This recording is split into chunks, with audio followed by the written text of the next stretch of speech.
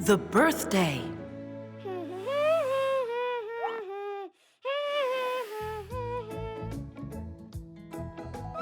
Well, Buggy, how's that? Do I look like the birthday boy? And this is for my presents.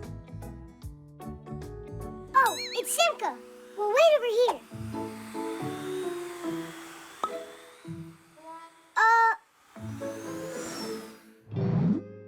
I know, she's making a surprise. Let's go take a look.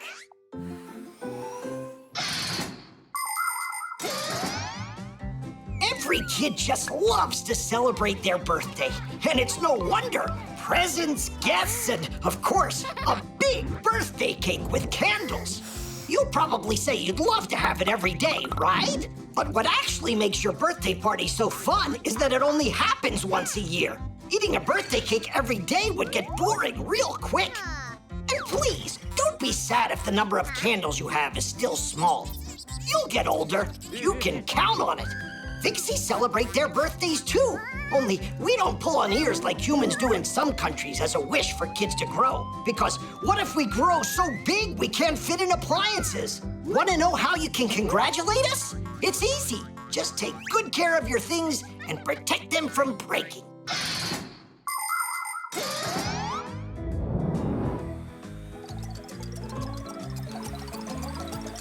Look out! That was just like Nolik. You should have seen how he ran into this capacitor.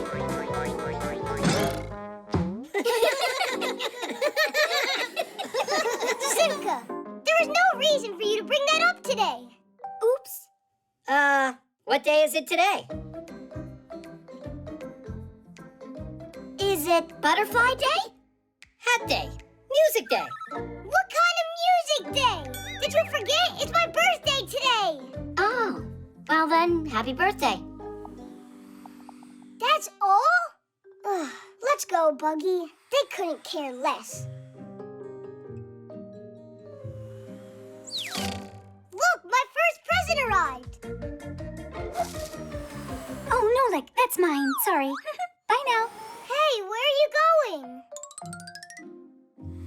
Please, girls, stay focused. That was the third take you messed up. How about that time when Nolik was shooting us?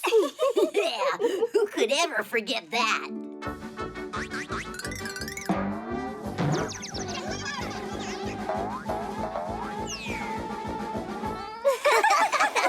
And you're laughing at me too? On my day? Since when is it yours, Nolik? You don't remember either? Uh-huh. See you soon. At least Papoose knows what day it is.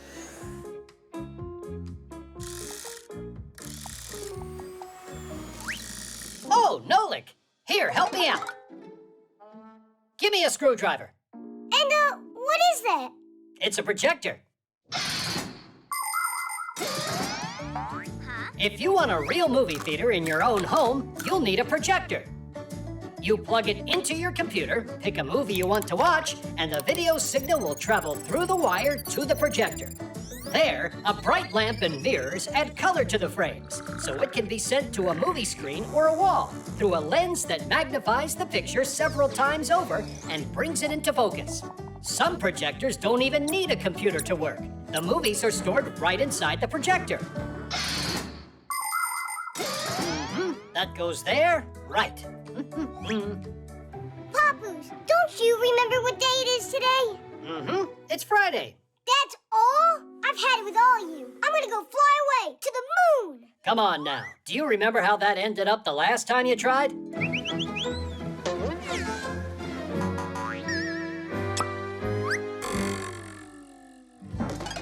you ganging up on me or what? You gotta know that today is my... How about you go and turn this on?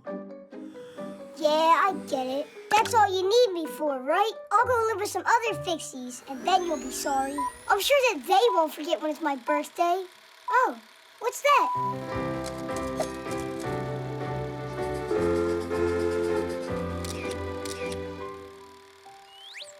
Nolik is the best! Nolik is the best! Nolik is the best!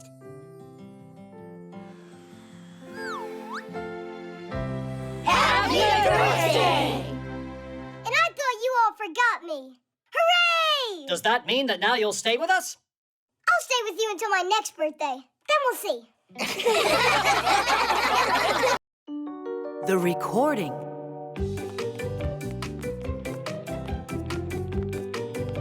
It's really cool that we're putting on this talent show, right?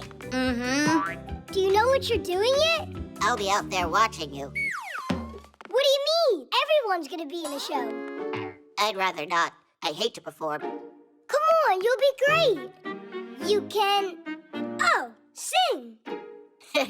I think I would be better off just giving a lecture. Or could it be that you're just afraid to sing? I'm just not an artist. What a shame. Tool is totally into music. Yeah? I don't know. Let's go. I'm gonna turn you into a star. Moo, my heart is thumping. Flying down the road is what I like.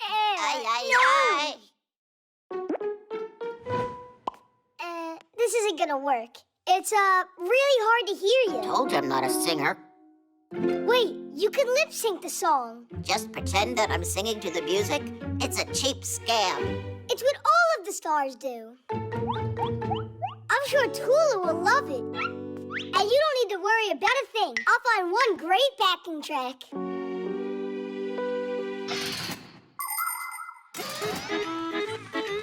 A song can be performed live or played from a recording. Do you know how a recording is made?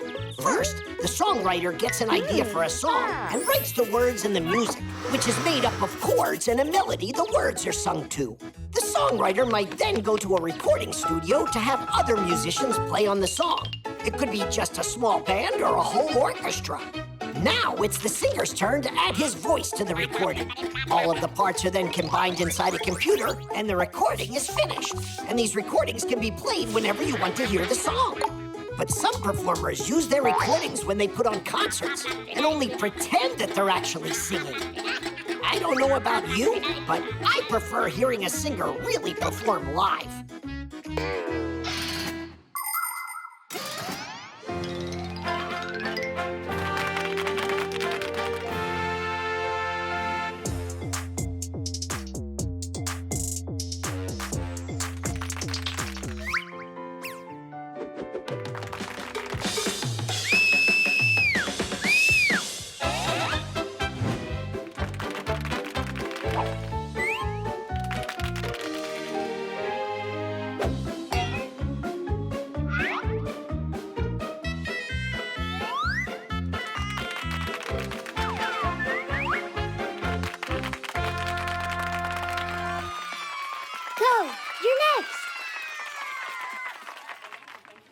Maybe I should give that lecture.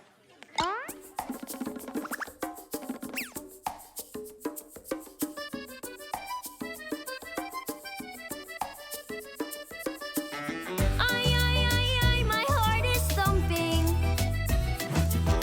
Flying down the road just like I like. My pedals pumping. Hey, you're lip syncing. That's not your voice digit. Lip syncing. Shame on you. You're a fake. You can't fool us. Don't quit. Go sing it yourself. You gotta try.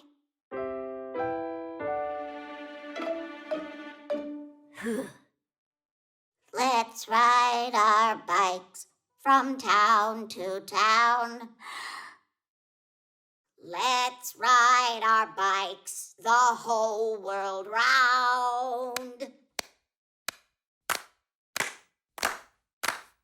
We'll ride the day through because we love to. And then tomorrow we'll go and ride again. My two-wheel wonder. When traffic's jammed, I slip right through. I'm unencumbered. I am the driver and engine too. Let's ride our bikes from town to town. Let's ride our bikes the whole world round. We'll ride the day through Because we love to. and then tomorrow we'll go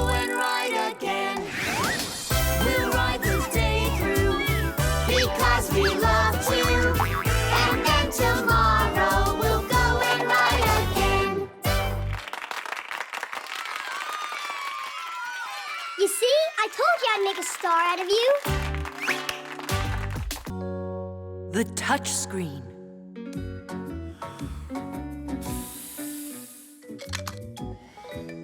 Are you done? This piece will never fall off again. Tom Thomas, you're finally back. We were waiting and waiting for you so long that we fixed everything. Oops, well, almost. I was out taking photographs of birds. I need them for my project. You know this one, it's a sparrow. This one's a jay. That's a chickadee. Pretty funny, right? And now my favorite. Ba-ba-ba-bam! What? Is that a bird? I was trying to get a picture of a bullfinch. Only you got some kind of bu-bu-bu-bum. It's all because of these stupid gloves. By the time I took them off, the bullfinch already flew away. And what did you take them off for? Because when I have them on, the buttons don't work. You just need to try to press harder. No, that won't help. Guys, are you telling me you don't know how the touchscreens on your smartphones work? I don't know. Me neither. How can you not know that? Well, thankfully, you know someone here who knows it all. And you're that someone, right? Yep. Under the glass of a touchscreen, there's electricity flowing that can be conducted through a person's body. When someone touches a phone or a tablet with their finger, some part of the electricity flows into them. People don't feel it because the charge is very weak. But the sensors behind the screen notice this change and send a signal to the device's brain. Now it knows what needs to be done, like answer a call or write a message.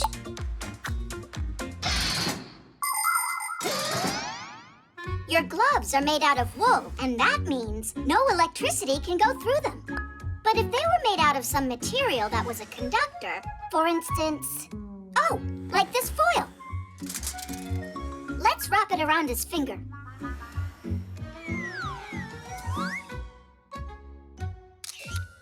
It works with this. I told you, because foil is a conductor of electrical current. But there's nobody who makes gloves out of foil. Actually, Katya, she has gloves that work with her smartphone. And you have someone right here who happens to know it all, including how to make them. Oh, you are incredibly lucky to have me around. We'll cut the foil into thread and make a few stitches with it on your glove's fingertip. So that way it'll conduct current? You got it.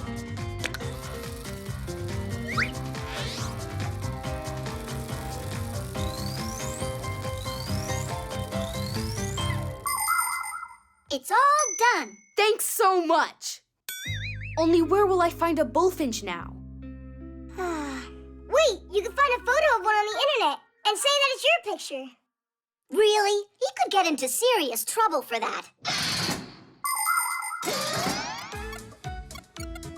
Everything that's on the internet was created by someone.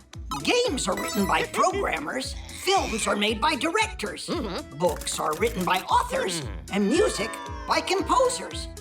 These people are called creators, and for their creations, they are given copyrights. That means that the creators have the right to control how their creations may be used. For instance, when a photographer shares his photos on his webpage, it's not right for someone to just download them and use them somewhere else.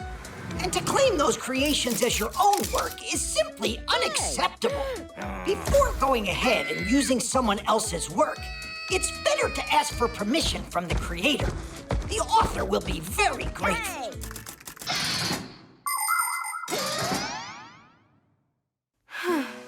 What, did I do all that for nothing? Simka, look up. It's a bum. A bullfinch? Put on your glove, quick! No, the one I made for you!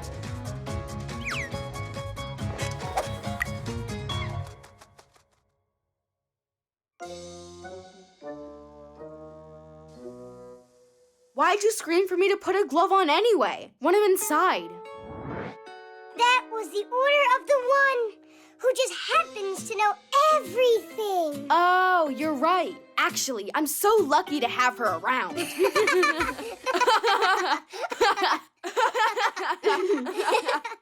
And so what about the picture? We can find one on the internet. Just don't forget to put the photographer's name right under the picture. The book. Where did Tom Thomas go today? He went with his mom to the post office to pick up a package from his grandma. Class, I can't wait to see it.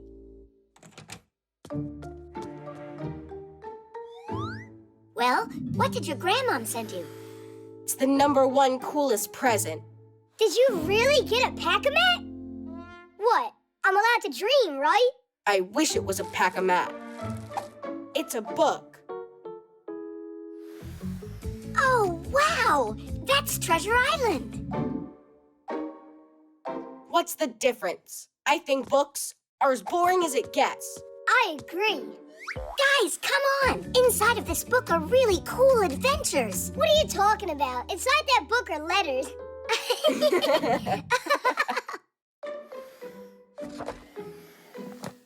So, you're really not interested at all? Nuh-uh. By the way, inside this book there aren't just letters. It's got pictures. Pictures? A lot of them. And they're exciting, colorful, and huge. How about we take a little peek at those pictures?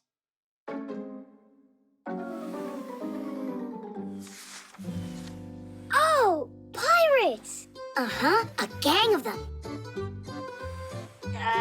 Simka, help me out! Whoa! Check out that skull! What's going on here? Well, if we want to find out, we'll have to read it. Will you read it to us? All right. Having taken a hold of the map, the pirates set off to find the stolen treasure. And they walked on and on. The road was winding and went up and down. Finally, that very pine appeared in the distance. It towered almost 200 feet above the thicket. Sensing that the treasure was close, the pirates rushed forward. Even Silver hopped along on his peg leg. After a moment, everyone was standing at a huge pit. It was dug a long time ago. Its edges were already crumbling and grass was growing at its bottom. There were old boards from boxes lying around, but there was no chest filled with untold riches. Someone had already been there and stolen the treasure right out from under the noses of the pirates. 700,000 pounds had disappeared. So what happened after that? Yeah, who stole the treasure from there? Read it. Read it? But reading's boring, you said. Huh. Then don't read. I don't care. Me neither.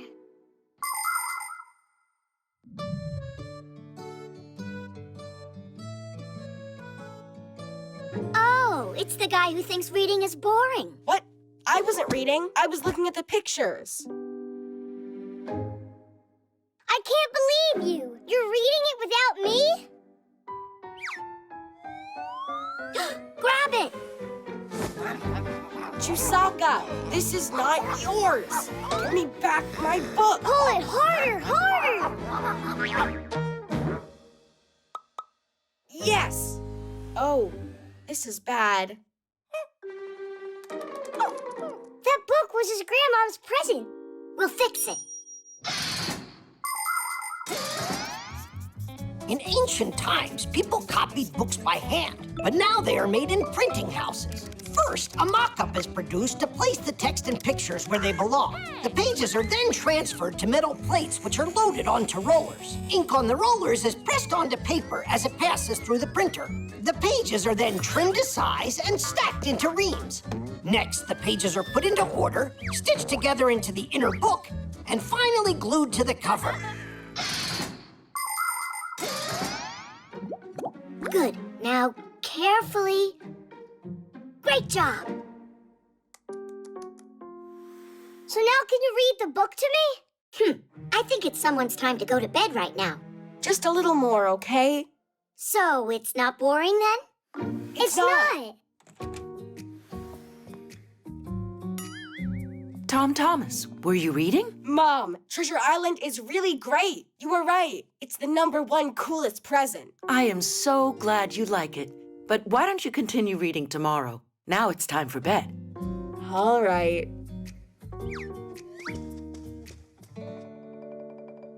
You've managed to wear it out already. Well, me and Chusaka, we were fighting over the book. I think she also wanted to read it.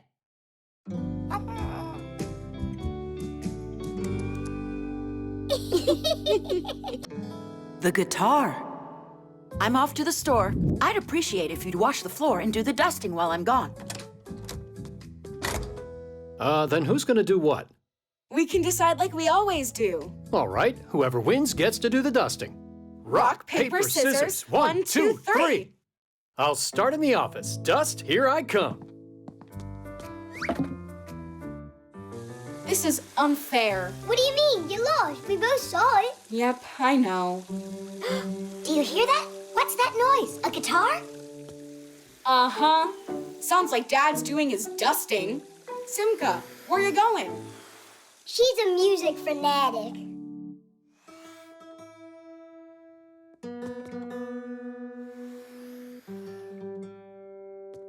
Can't believe what I found. I haven't touched this guitar for so long. Sing a song? How about the dust? It's not going anywhere.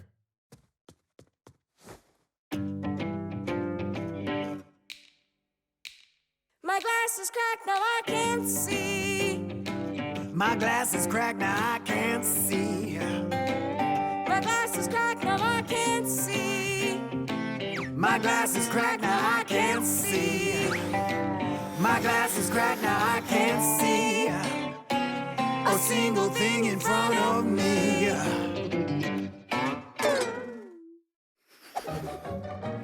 Well, so much for that. I don't have any new strings here. Shall we go clean?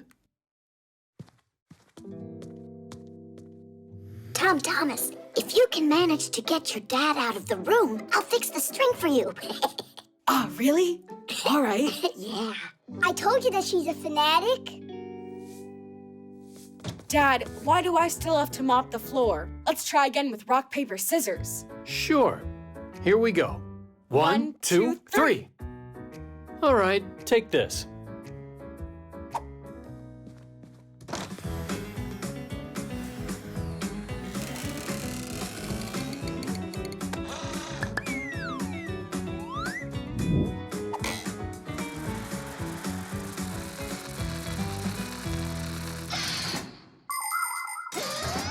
You can take a guitar with you anywhere you go. To your friends, to the country, or on a camping trip where you can sing songs by the campfire all night long. By the way, did you know that a guitar is called a plucked instrument? That's because the player plucks its strings with his fingers. When plucked, a string starts vibrating, producing a beautiful sound.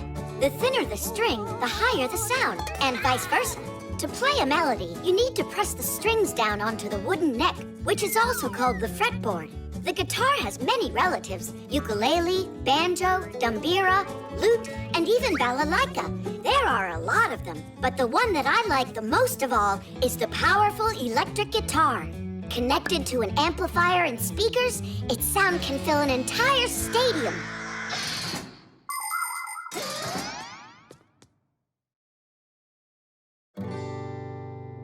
Class! Oh, whoa! How did you fix that? There was an extra string in the drawer. Then let's go back to singing? I'll get new glasses, then I'll see. I'll get new glasses, then I'll see. I'll get new glasses, then I'll see. I'll get new glasses, then I'll see. I'll get new glasses, then I'll see everything in front of me. I will see, yes, I will clearly see. With these brand new glasses, I'll be free. But I'm not sure how happy I'll really be if I see that you have been sneaking with me. I got new glasses and I see. I got new glasses and I see. I got new glasses and I see. I got new glasses and I see. I got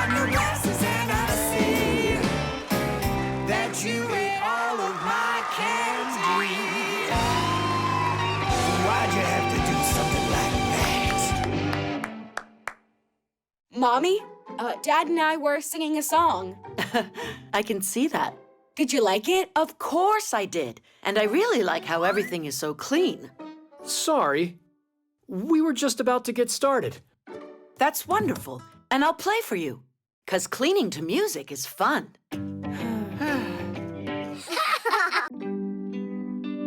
The weather station.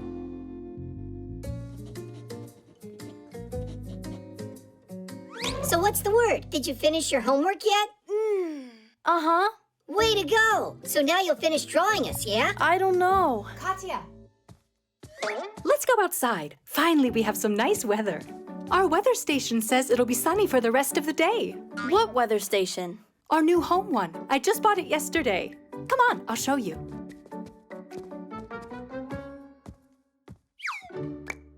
She's never got time for us. It's always school or homework or who knows what. Like sleep. And right now she's going out for a walk. Thanks to new technology this time. You gotta admit, that device is pretty cool.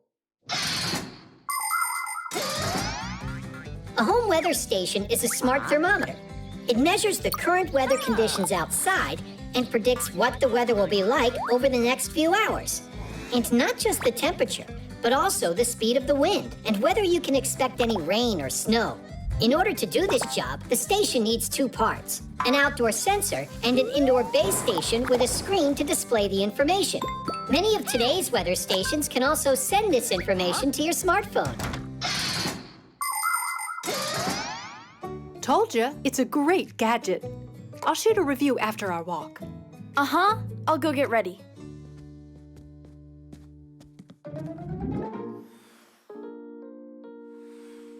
And what do you think Katya and her mom will do if we go and change the weather a little? With the power of our minds? Not quite, with the power of a Fixie tab.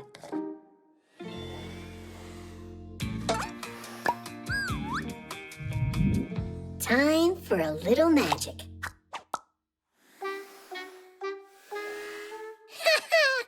We did it! There we go. You going? Tweak, I promise you, I'll draw you after my walk, all right? Of course that's all right. It's only that I saw the forecast is predicting rain. Uh-huh, like I really believe that. Katya, grab an umbrella.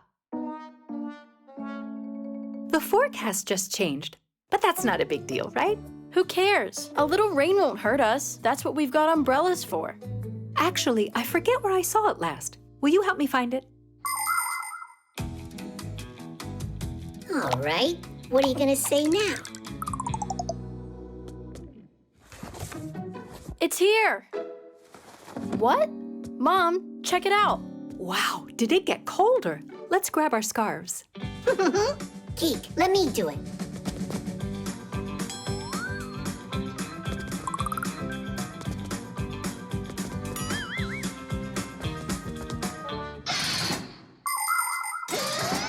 Since ancient times, people have tried to predict the weather. At first, their predictions were made by interpreting signs. If birds were flying low, it meant it would rain. If the night sky was clear, it would be freezing the next day. In the 17th century, when Galileo Galilei invented the thermometer, the science of meteorology was born. In those days, a weathercock or weather vane was used to show what direction the wind was blowing. And a device called a hydrometer would show how humid the air was. Today, all of the changes in the weather are registered by sensors. Their data is being collected every second and is processed by powerful computers. And that's not all. There are satellites orbiting the Earth that are collecting data about the weather down here from up in outer space. I'm not sure if the weather's gone crazy or if this weather station has. Should we check what it says on the internet? Good idea. Where's my phone? Hey, Fixies, what are you planning on doing next? Get out of there, or just forget about me drawing you. What else could we do to keep you at home? Stop your sulking. I can draw an extra picture of you after my walk. Yeah, Tadish. But only if you fix the weather station you broke. What do you mean? We didn't break it. So you two, Peace? Peace.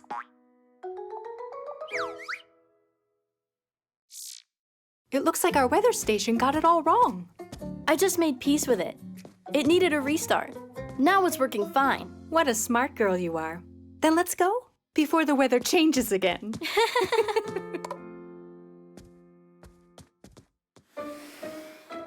What shall we do while they're away? Go stroll together? Hey, look, Tweak. Now it's really showing rain. And they forgot to take umbrellas. That's why the forecast must have changed. If you forget your umbrella, count on getting rained on.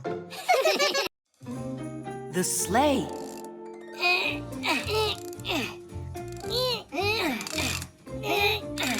All right, let it drop.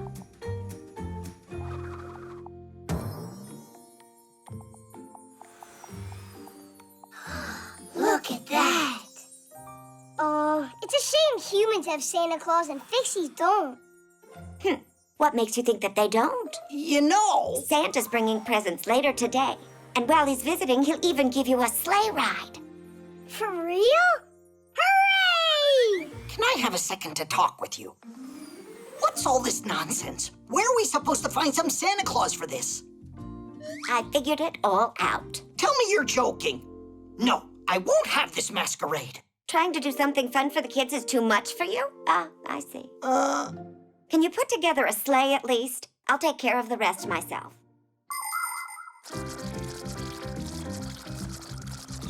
Oh, that was a lot of work.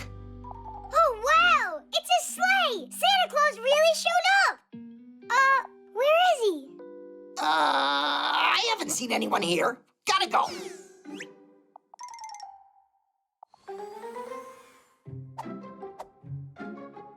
I'll take one ride, that's all. Santa Claus won't care.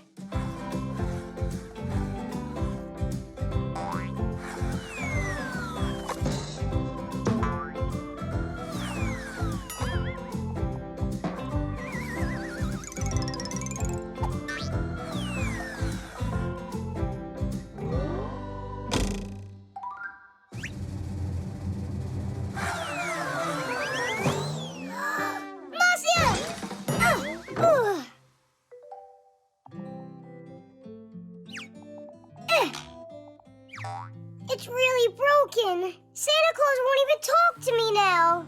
What am I gonna do? Serves me right. Ho, ho, ho! Santa Claus? Whatever happened here? It was an accident. I didn't do it on purpose. It needs to be fixed. Think that you could help me? Uh-huh.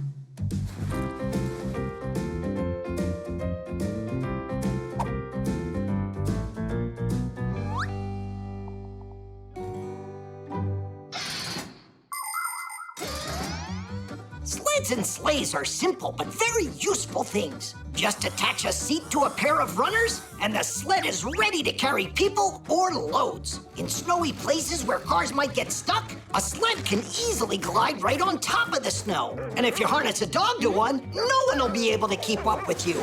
There are even different kinds of sports that feature dog sledding. There are also people who attach sails to sleds so they can catch the wind and sail along the ice at high speeds.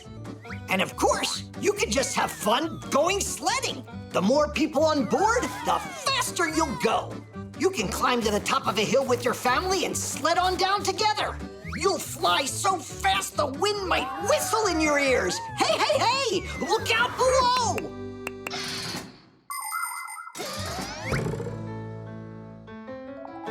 Kadish! Where is my sleigh? Another Santa? I'm Santa Claus. No, I'm the real Santa Claus. You are just an imposter. I think your beard is about to fall off. Now I've got a sleigh ride for you. No, I'll give you that ride. Hey, this is my sleigh. Is that so? I got 2 Santa Clauses at once? Class! Wow, I am so lucky! You certainly are. 2 is much better than 1. Now that's one thing we agree on. Oh, wow. Looks like a Santa Claus party over here. Isn't he cool? Which do you mean? The one that looks like Nolik's grandpa's or our Bossia? So, are you ready for your presents?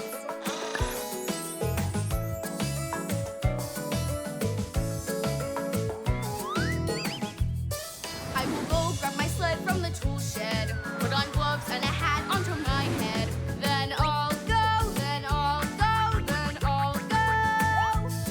Oh, the wind is so freezing, it's frightening, as I race down the hill just like lightning. On the cold snow I go.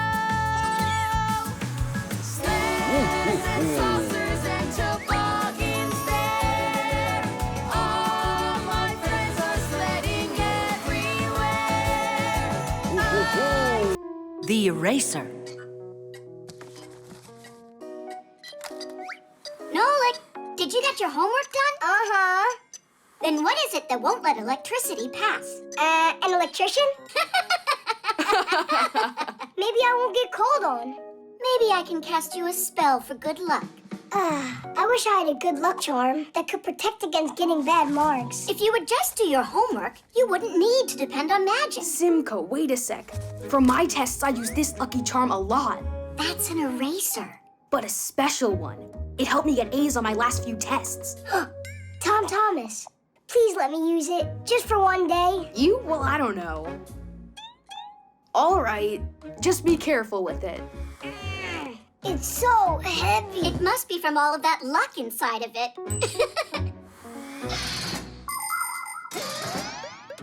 Since long ago, there are many people who believe that charms can bring good luck to them and protect them from all sorts of problems. Their charms can be any ordinary object, like a looking glass, a pen, or a doll. There are other people who believe that stones, feathers, or animal fangs can have magic properties. In ancient times, even a handful of sand could be regarded as a lucky charm. Before going on a trip, travelers poured it into their pockets in order to ensure their safe return home. Yes, stories about the magical powers of objects sound appealing, but so far, scientists have not been able to confirm any of them. That's why it's important to remember that you won't solve your problems with the power of a lucky charm, but rather with the power of your own mind.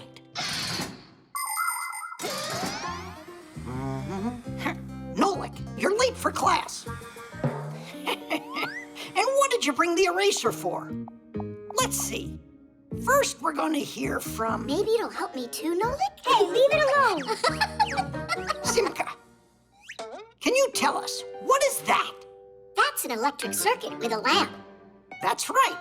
And who is going to tell us It's working. why the light bulb in this circuit is glowing? Do you want to try it? Digit, the light bulb is glowing. Can you tell us why? Yeah, because there's a filament inside the lamp. Mm-hmm. And it gets heated up by the electricity running through the wires. Just a coincidence. Can I try it too? Go ahead. There's enough luck for everyone. I'd look at my homework if I were you.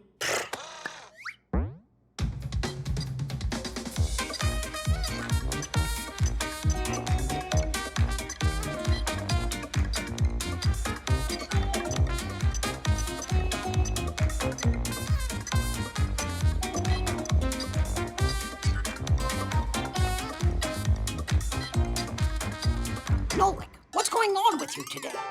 I'm asking you for the third time. What is it that won't let the electricity pass? Wait a sec. He needs a second for his charm to give him the answer. Ah, that's what it is. And so?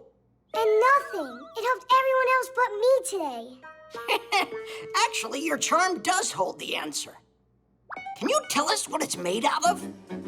It's made out of eraser. And erasers are made out of what? We can't keep stretching our lesson out like rubber. Is it rubber? Erasers come in all shapes and sizes. They're made out of rubber, a material derived from latex, the sap harvested from rubber trees that grow in tropical countries. Although today, most rubber is a synthetic made at factories. The rubber sap is mixed with dyes and sulfur to help it solidify. And then the mass is heated and formed into a sheet. After the sheet cools, it's cut into pieces that can be used as erasers. By the way, the very first erasers weren't made from rubber, but from bread. You mean rubber won't let any electricity pass at all? Well, you're absolutely right. Want to check it?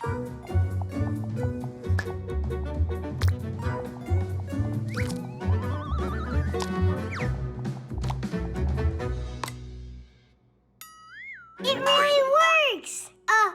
It doesn't work! Well done, Nolik. How was it? Did you get some luck from my charm? For sure! You're kidding, right? I was just joking. It's just a plain old eraser. No, not at all. I got an A using it at school today. But I know I'll be even luckier if I do my schoolwork. Are you sure? 'Cause Tom Thomas might have another one of those good luck charms around here. The secret code. Gotcha! You can't catch me! Oh, hey, watch where you're going. The newcomers. What you hauling? Nothing. Yeah, you know, nothing special. Need help? We'll manage. Time to go. Or we won't finish. Our Esseproos time. See ya. See ya. Esseproos? Never heard of that before. What is it? Tweak and Geek are definitely up to something. Come on. Hey, what's an Esseproos? What language is it? Any idea? I getcha. And they say you're smart. Hey, look at this. They're hauling more stuff. For the Esseproos. And the sloot. You got it? All right, Fixies. Hold on to your hats. He said salute. Do you know that word? It's nothing good, I'm sure of that. I didn't like those newcomers from the very beginning. Am I the only one who doesn't know what's going on? There is the foul den of those evil boys. We've got to stop their wicked plan, or it's gonna be the end of us. How? I don't know. You got any ideas? I need some time to think. Now is not the time for thinking, it's time for action. I will scout it out. And I? And you, Nolik, will use this to keep an eye on them and tell me what they're doing. Esperoos and Sloot. Esperoos. I think I know what this is. A code. If a note written in a secret code falls into the hands of a stranger by mistake, she won't be able to read it. Because instead of having words that the reader can comprehend, the note is written with symbols for letters, or with letters in a mixed-up order. To crack the code, you need a key. Not a key for a lock, but the key that was used to create the code. If you have the key, you can use it to find out what the message says and send back a secret answer using the same code.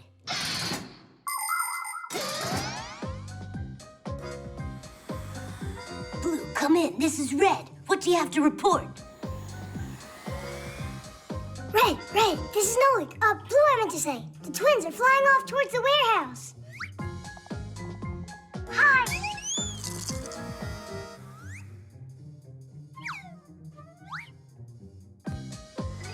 Look out! Blue, there's no escape. Hang in there, we'll save you. Digit, Red's over there. No, not Red. Fire. We've got to go save him. Ugh. It's the twins who need to be saved from fire. It's the what?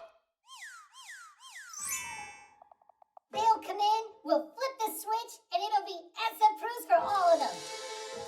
No way! Not on my watch. I won't let you do it. Fire! Stop! People have been using codes for centuries. The ancient Greeks wrote letters on leather strips that, when wrapped around a cylinder, would make the secret word appear in a row. They also sent coded messages using a disc with holes and letters. The message was spelled out by threading a string through the holes of each letter in order. The message was decoded by pulling the thread out and writing down the letter the string came out of. In Italy, people created a code using pages filled with letters. When a key with spaces cut out was placed over the coded page, the message would appear in the openings. Today, computers use numbers for encoding information. It takes a chain of numbers this long to code the word Tadish. The science that studies the history and techniques of secret codes is called cryptology.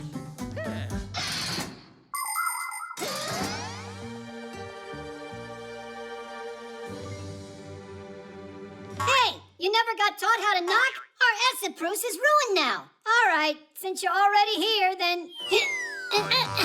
Surprise! Look at this. Where's the Esseproos? Look. Esseproos is just surprise, backwards. It's a secret code. We didn't want you to find out about it ahead of time. Come on up here, quick!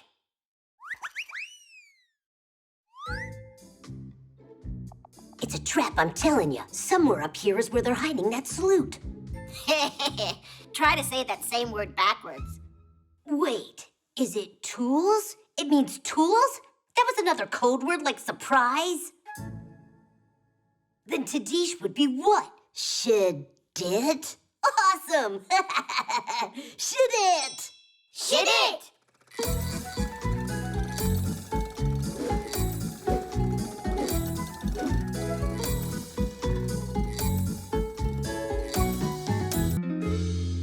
The cheat sheet. Huh. Simka wasn't joking around. She came up with a whole lesson, even brought a board like a real teacher. Well, of course she did. She's not the one that Grandboo's is making retake the test. I marked the last test you both had. Simka, you got everything right. You've done it again. Yeah! And what about you? Nothing. Well, Fire, that nothing of yours needs to become something. I'd appreciate if you'd help Fire learn these formulas. Oh, please, not that. We'll study at my place in 1 hour. Don't be late. So tired of this. Shimka, you got everything right, just like always. She left me a note. How very interesting. A cheat sheet, huh? That explains why she always gets perfect grades. The professor should see this. Although, I might want to use it myself.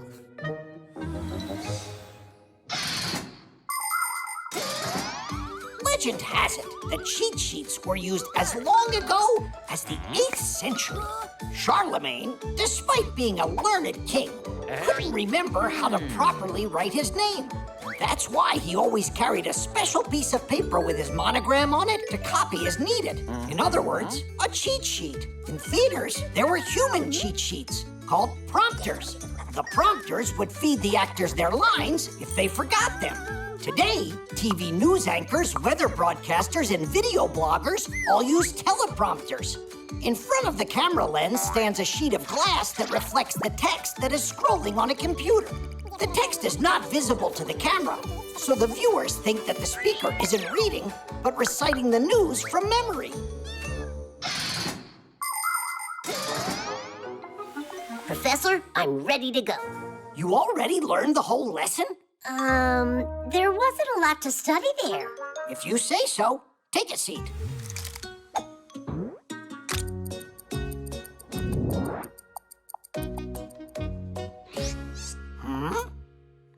My leg. It's itchy.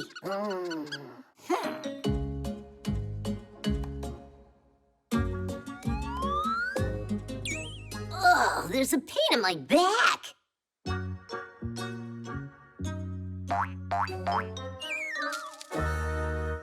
So, you decided to cheat on my test. It's not my cheat sheet, it's Simka's. You don't say, but you're the one cheating here. You need to go study.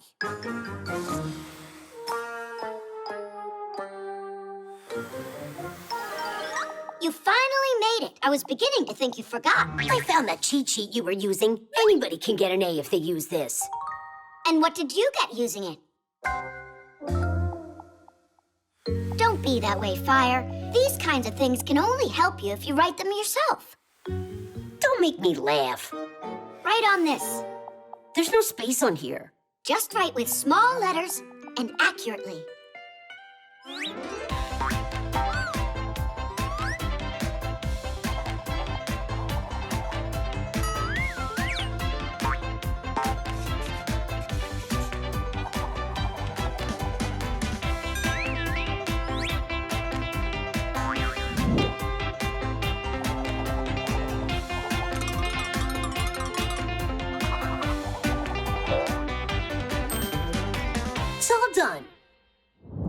I take it out so the professor doesn't notice? No idea. I've never used them to cheat at school.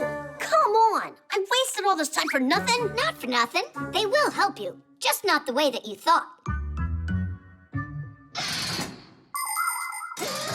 Do you think cheat sheets are only for bad students? Not at all. It's a good idea for anyone to make them. It makes it easier to remember a difficult word, formula, or a date if you write it down a few times. But it's important that you don't stay up all night long and forget to have a good night's sleep. If you do that, you won't need your cheat sheet during the test. Only remember, your notes will only work if you really study your lessons. If you don't do that, then no cheat sheet will be able to help you on your test. Simka, I took the test, and I passed without looking at the cheat sheet. Just like I told you. This cheat sheet is truly magical. You really don't get you learned these formulas on your own? How? By writing them down on there. Ah, you just wait. I'll become the best student in the whole class. Uh-huh. Have a seat. You and I need to study. How come? I've already got this. But that was for the last exam. The next one's history, not math. The present. It's mine. Let it go. No way in the world. Tweet, Geek, are you coming or what? Do you still need our help with the notebook or not? We can't do it now. What's gotten into you?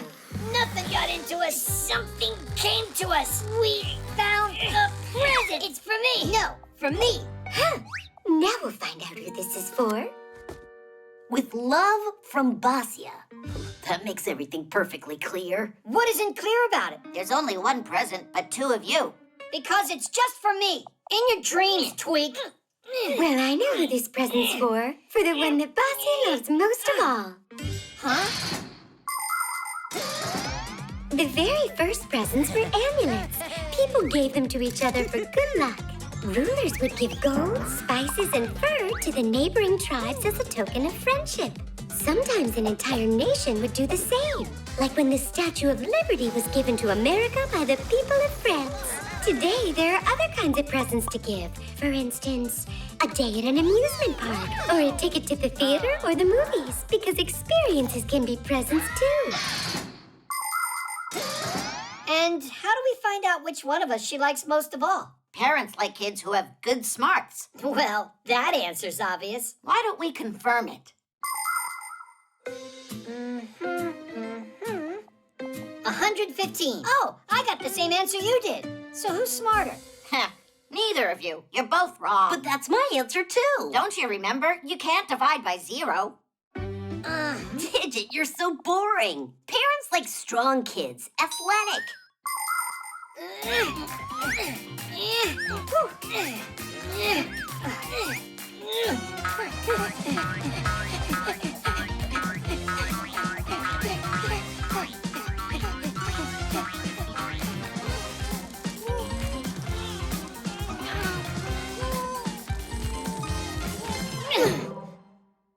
Who's smarter or stronger? Who cares? Parents really love whoever is the prettiest. Really? So which of us do you think is the prettiest?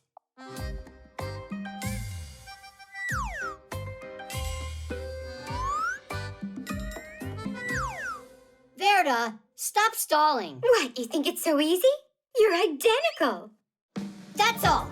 I have had enough. I'm the one that found it, so this present's for me. What? There's no way.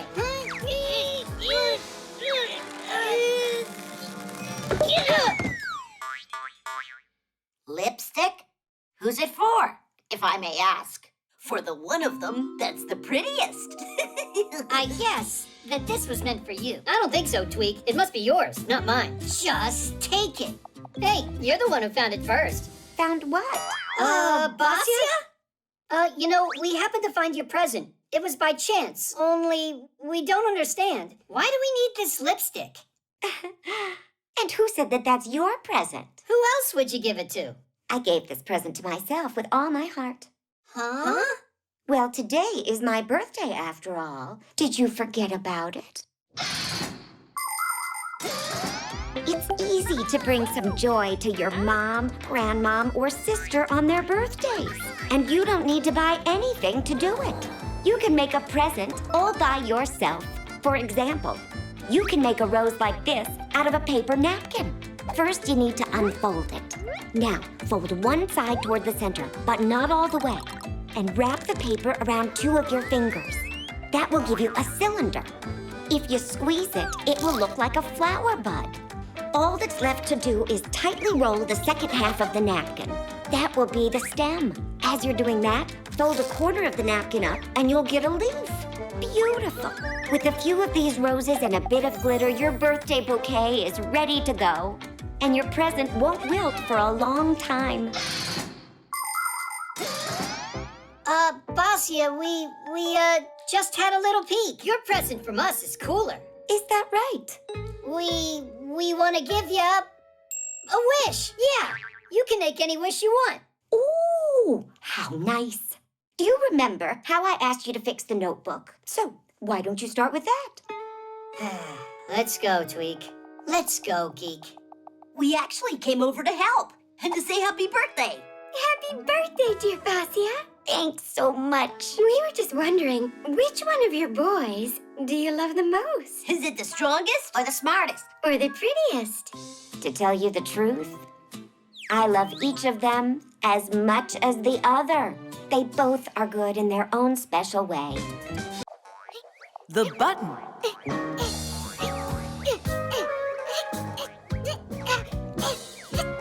So what do you think? Did Tom Thomas do all right on his test? Of course he did. Katya was there. What's it got to do with Katya? Hey, Fixies. How's it going? Great, and how was your test? Easy peasy. If it wasn't for me checking your answers, I would have managed myself. you can't even manage to say thanks. Oh, what's the big deal? You helped me once. And yesterday, who found that mistake on your spelling test? I just didn't have time to check it. And when you forgot your phone back at gym class, who brought it to you? And who tells you what homework we have all the time? I could have done all that stuff by myself. I didn't ask you to. Huh, without me around? I bet you couldn't even sew this button on. I'm so scared. Just watch me do it. I dare you. Fine. In ancient times, people stitched together their clothes with strong knots and kept them closed with sticks and thorns from different plants. The very first buttons were made out of stone, wood, shells, or gold. Really, just about anything. There was a time when the number of buttons on someone's clothes would indicate how rich that person was. As for the buttons on sleeves, first they were put on uniforms to keep soldiers from wiping their noses and mouths on them. Now we know better than to wipe our mouths on our sleeves. But nevertheless, buttons are still used today throughout the world as both a decoration and as a reliable fastener. Sewing on a button isn't very difficult, but it's very important to be careful and work properly with a needle so you don't hurt yourself.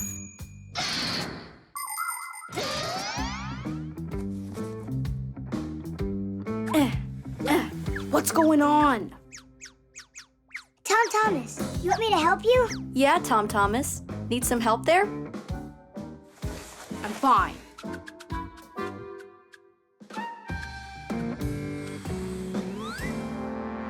Tadish! You're practically finished, except for sewing the button on. You don't know how to do that. What's there to know, Nolik? Stop! How about you try practicing first on this? Be careful, that needle is sharp. Don't distract me. Ow! That's what happens when you forget to follow the safety rules. Here's the thimble. Know how it works? I can figure it out.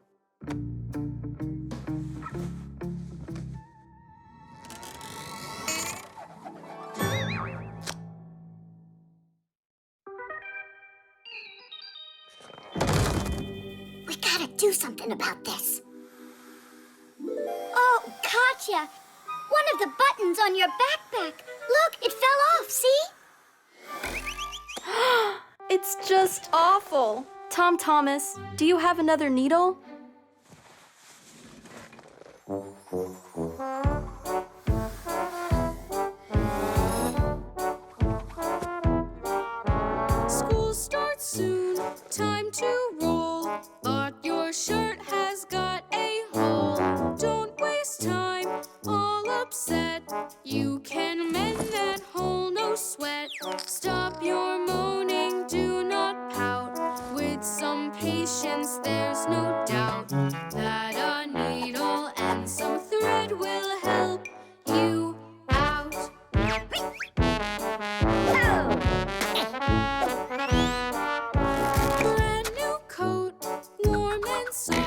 But a button just popped off. Don't waste time, all upset.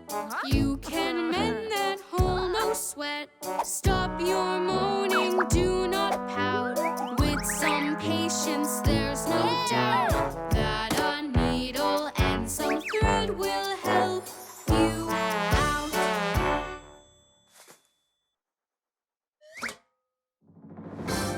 I said I'd figure it out, and you thought I couldn't do it. What? Why are you looking at me like that?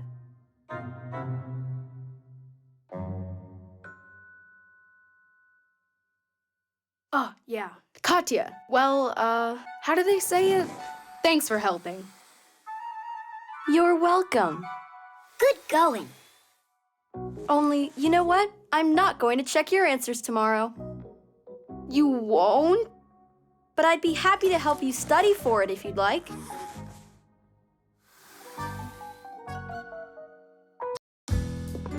Dancing. Noontime. I'm starting the experiment.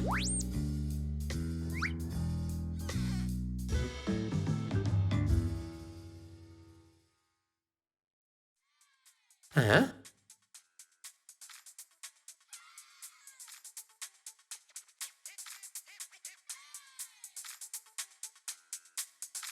Just what is making that racket?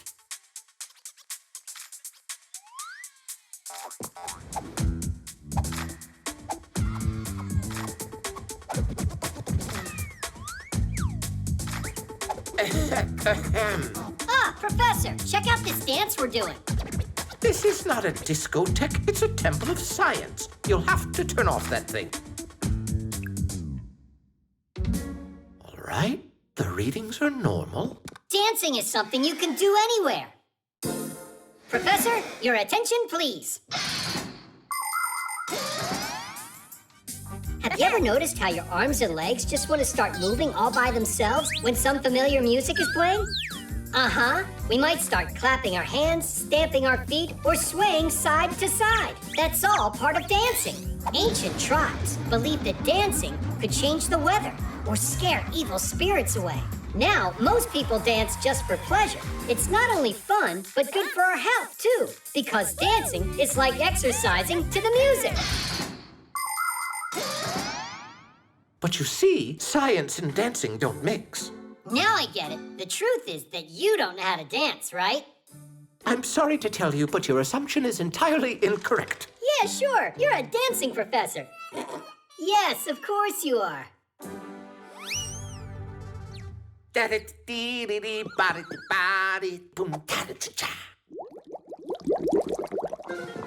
Ooh, yes, the reaction's begun. Let it run a bit longer. Only no more than a minute. Cool dance? Anyone can dance without music. Well, then here we go.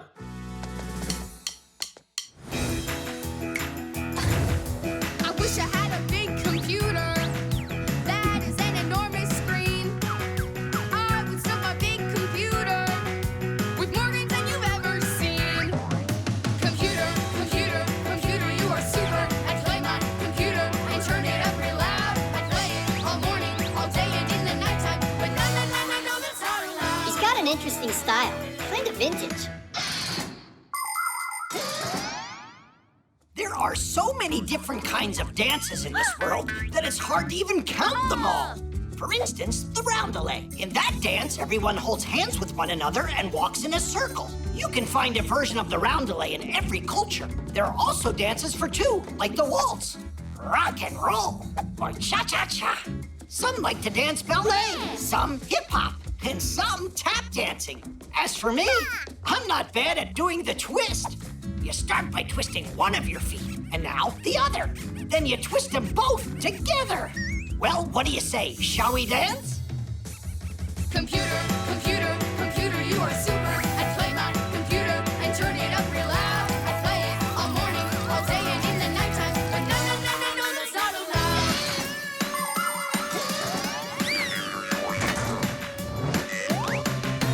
I have got a dream that's burning.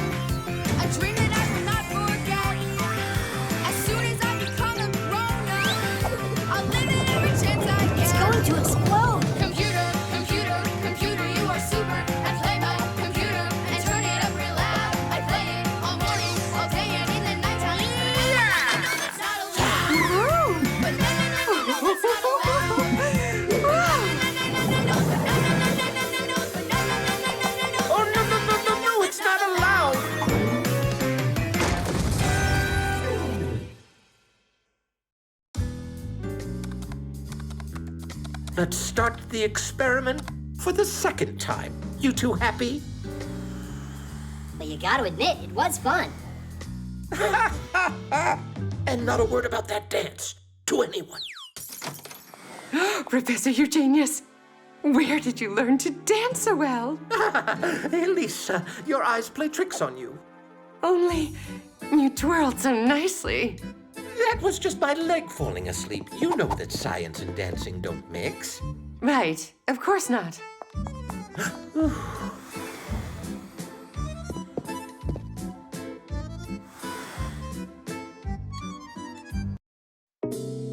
The photo editor. Good. Now turn. Give me a smile.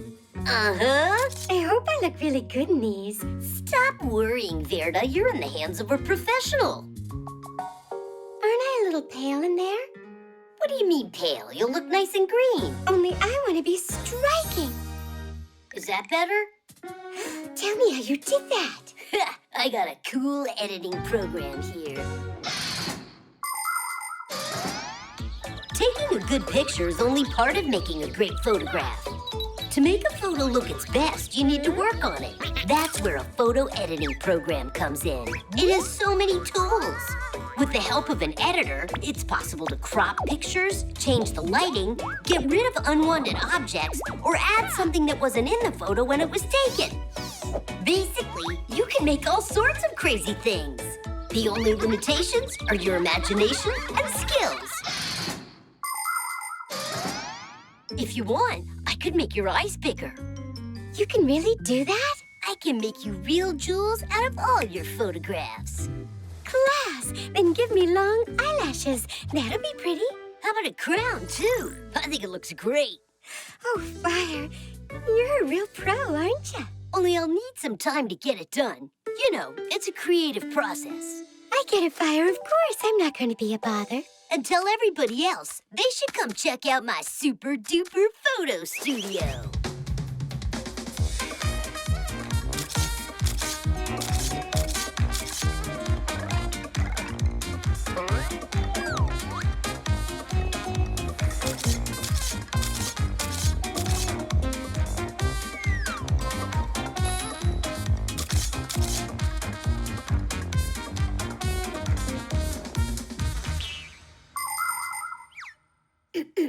When will the photos be done? Patience. You'll see them as soon as they're ready. Now don't disrupt my creativity. Now that's a professional artist. Well, maybe I should make them even bigger. Is that enough? No, the bigger the better. Now they'll finally say what a talent I am. No word from Fire? Not yet. Having to create is hard. Hey, you want to bet that my photograph will be the coolest? What makes you think that? Because that's what friends do. But I'm the one who discovered his talent. What a braggart. Oh, our photos are ready. Come on, let us see, let us see. What? That's not me. A royal clown. How about me? Let me see what my picture looks like. Are those supposed to be my muscles? Let me look at that. Oh, who is that tadpole? Is he making fun of us? Well, cool, right? So what? You think that I look like a clown? And what am I? Macaroni or what? And do those really look like arms to you on there? And my body doesn't look like that. Come on, you gotta be kidding me, guys. I did just what you asked. But you made us look terrible. No, I didn't. I'm an artist, and that's how I see you. You know what, Mr. Artist? Don't do what you don't know how. Turn them back to what they were before. At least we'll look like us in there. I should even take off the crown? If that's what you want. You're so boring. The art of photography began way back in the middle of the 19th century. In those early days, it took around 8 hours to produce one picture. But even with all that time, the photos looked rather blurry and had defects. Photographic artists would touch up the photographs with paint in order to conceal the spots and scratches. Some of these artists even developed techniques where they scraped off parts of the photos and then painted whatever they wanted on top of them. Nature, outlandish animals, and all sorts of fantastic things. It was very difficult work. When digital photography was invented, it became much easier to fix a picture. Just load a photo into a photo editor and edit away. Now the challenge is trying not to go overboard. You want it, you got it.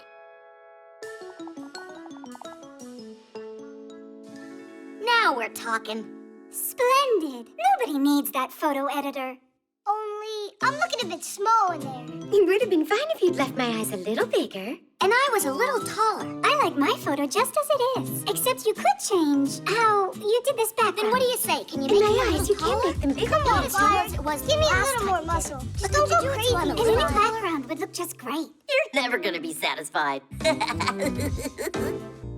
The Quadcopter. Katya, would you like to go with me?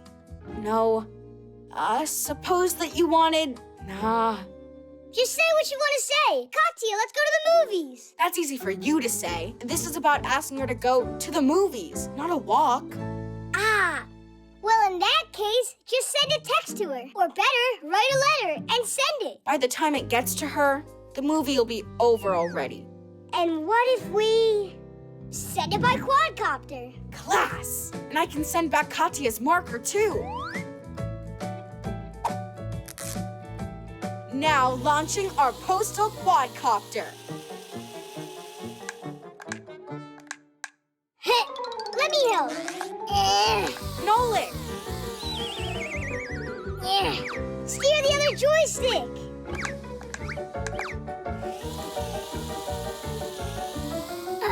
That was a good job. A quadcopter looks like a helicopter, only it's smaller, and it has 4 rotors. They can also carry a camera, which means they can not only fly fast, but can shoot videos and photos too. These devices are used by journalists to help document their stories, and by cameramen to shoot from high above the action. Quadcopters also help rescuers find missing people. And soon, they'll be delivering groceries and packages.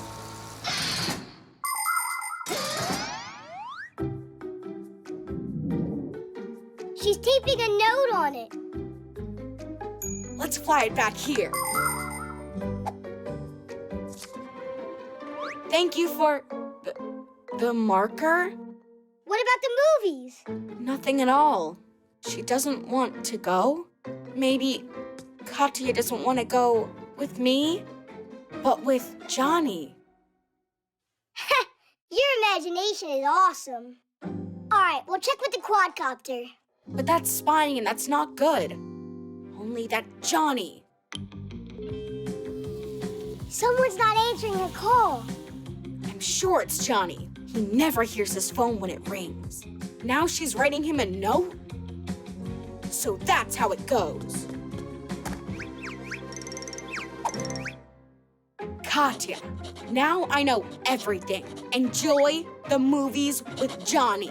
But the friendship between you and I will always be strong? Is now over. And that is that. What? When ancient people needed to send a message, they would make signals with loud drums or with smoke from fires. The signals were then sent repeatedly in a long chain, moving from one settlement to the next. Later, people started using messengers and carrier pigeons to deliver the news. It was not until the 16th century that a real postal service appeared in Europe. A postman would travel in a carriage, only there was so far that he could go. With time, ships and trains started carrying letters. But today, most everything is sent through the internet. 1 second and the message is already in an electronic mailbox or on social media. Paper letters are becoming rarer and rarer. But you gotta admit, to get a real letter feels great.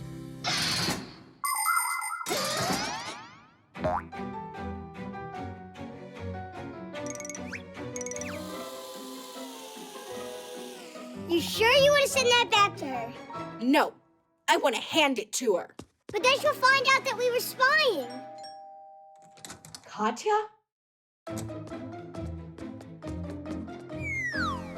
Ah! Ah!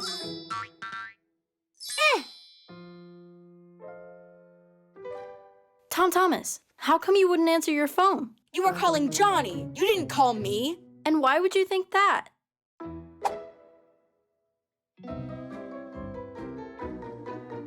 7 missed calls? That means... I was thinking that you and I, could just open this. But you were writing this note to Johnny. Hey, were you spying on me? No, Katya, it's all my fault. Please forgive me. Tom Thomas wanted to send you a letter. But it never got to you. It fell off the quadcopter.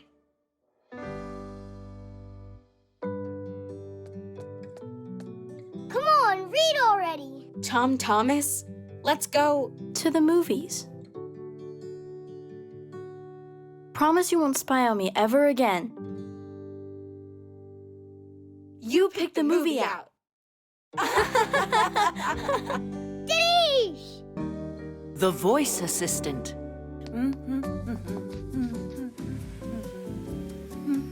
Tweak, Tom Thomas's mom is over there. Today at 10 a.m., you planned on going shopping. You're right. I totally forgot. Alyssa, thanks. You're welcome. Is that Simka joking around in there? Peekaboo! Simka! Nolik! Are you here? Hang on a sec. That wasn't Simka's voice. Could there be some new Fixie in there? Let's pay her a visit and we'll find out. How about we introduce ourselves first from here? It's great to go and visit your friends, and it can be a pleasant time for everyone if you follow a few simple rules. For instance, you should set a time in advance and not be late. Your host will be very happy if you bring something delicious for everyone to eat. And of course, you should be polite and well-behaved when you're visiting someone. Otherwise, just imagine, you open the door and one of your guests goes straight inside without even saying hello to anyone. He sits at the table and eats with dirty hands, then proceeds to jump on the sofa with his shoes on, makes noise, grabs everything without asking for permission, and doesn't say please or thank you at that. Would you be happy with a guest like that? I don't think so. Her name was, Alyssa. Is that it? Alyssa! Alyssa, hi there. Hello. Oh, wow, we've made contact. Are you a Fixie? It's possible. Do I look like one? We haven't seen you yet. Come on out. I'm fine in here. She's a strange Fixie. She'll talk to humans and won't come out and play with us. Alyssa, we've got pack-a-mats out here. Come on out and we'll show you. I'm not in the mood. What? You're kidding me, right? Then how about racing on Fixie boards? Maybe some other time. Oh, Alyssa, do you like cartoons? I do. Yeah, we'll definitely get her out this time. What kind do you like? I just don't get her. Fine, we'll pick one ourselves. Turn on a cartoon about cowboys. One moment, please. Now you're in the TV? How's that possible? Hey, say something, will you? I wonder if she ran back over there. Hey, are you in here? She could have gone in the remote. Enough of the hide and seek, Alyssa. Come on out. I have a headache and I'm very tired. How are you doing that? She's just punking us, I think. Stay right here. If you see her, catch her. Alyssa, come out of there right now. In your dreams. Are you mocking us, Alyssa? You've got nerve. Well, I've had enough. But how can we go in uninvited?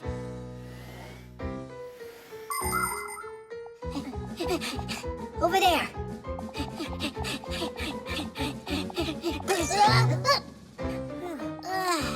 She got away. The TV. Let's go.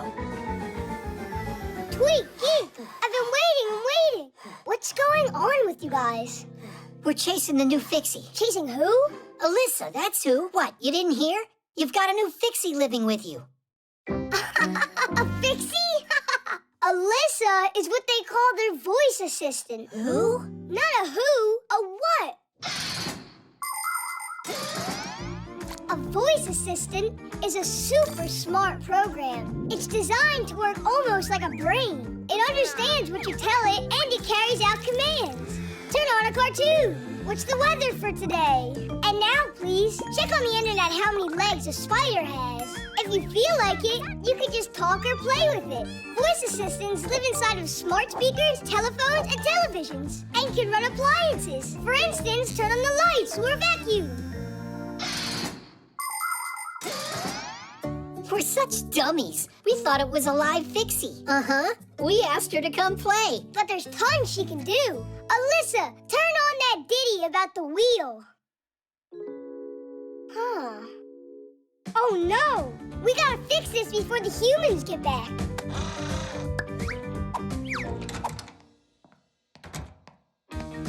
Alyssa, hi there. I need a good waffle recipe. Guys, faster! Alyssa.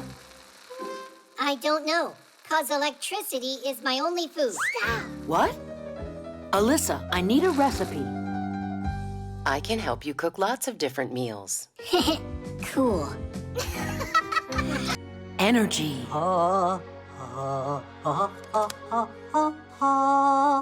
Good morning. We're here for the exam, so you'll give pack-a-mats to us. That's excellent. And who's going to take it first? But, Professor, we, Do everything together? All right, go together if you want. What is this tool here? That's a claw hammer. Way to go!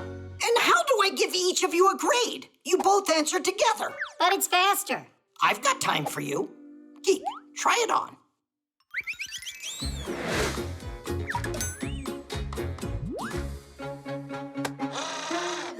It's a screwdriver. Again? Well, maybe one pack-a-mat for the two of you is enough. You know what? Each one of you is going to get his very own exercise. I present you a model of a real power plant. It's gigantic. But it's not finished yet. Exactly. That's going to be your job. An electro power plant is a factory that produces energy. In order to keep running, they need some kind of fuel, like, for instance, gas. Burning the gas causes the turbine blades to spin, setting the generator into motion so it can produce electricity. The leftover heat doesn't go to waste. It's sent to a boiler. Inside the boiler, it's used to boil water. The steam from the boiling water powers up another turbine and generator, so even more electricity can be produced. Your job is to finish building the model. Not yet. Geek will put together the turbine and tweak the generator. Who's ever first to finish that is gonna get this pack-a-mat. That was a rhyme. Are you ready?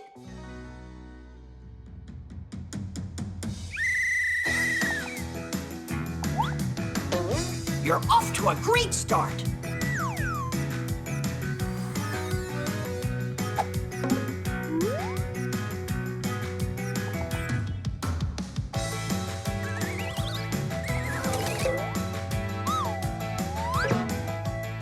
Now you need to add the fasteners.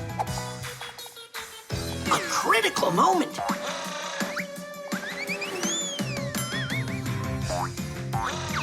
What a move!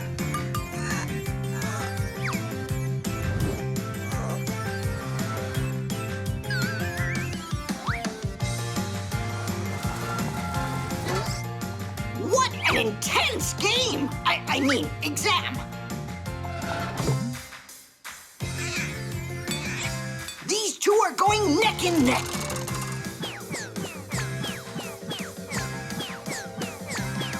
And the winner of this race? I don't know. The parts for a power plant are made at special factories. You could fill several tall apartment buildings with all of the people who work making the parts for one of these giants. And all of these workers are real professionals. How could they not be? After all, the mechanisms they put together are very complicated. Take, for instance, a turbine. It's built in the shape of an enormous cylinder with propellers around it. And next to the turbine is the generator. Its parts are assembled like a giant nesting doll, one inside another. Together, this powerful team produces electricity. They're just like people or Fixies. When every one of us focuses on a common cause and we work together, the results can be simply fantastic. Well, yeah, it's a tie, right? Then we'll have to have a tiebreaker. Whoever presses this button first and gets the power plant going will be declared the winner. Go for it. So, which one of the two is faster, smarter, and stronger? Press it, Geek. You deserve it. Nuh-uh. You. Press it. Go ahead. No, you go ahead. No, you. Quit stalling. You're the one that's stalling. Press it. Just press it both at once.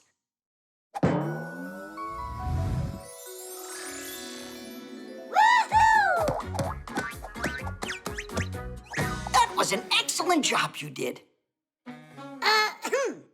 Oh, right. The prize for the contest. Unfortunately, I've only got one pack-a-mat for the two of you. It's all right. We're always together anyway. We'll figure out some way to share it. I was just joking. You each deserve your own pack-a-mat.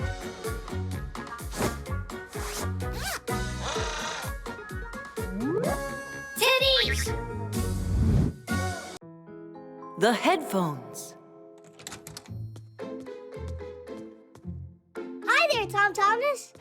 Bye there. You're not a friend of mine anymore. What? What did I do? Huh?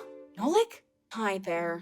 You just said that I'm not your friend anymore. I said that to Johnny. I asked him to help me on my spelling test, to give me the answers through my headphones, but he said I just need to study. Wow, your new headphones. They're cool. Simka would love these. Hey, Nolik, do you think that you could help me out here? Of course I'll help you out. So what do you say? How do I get through the test tomorrow? You could say you forgot how to write with a pen. Come on.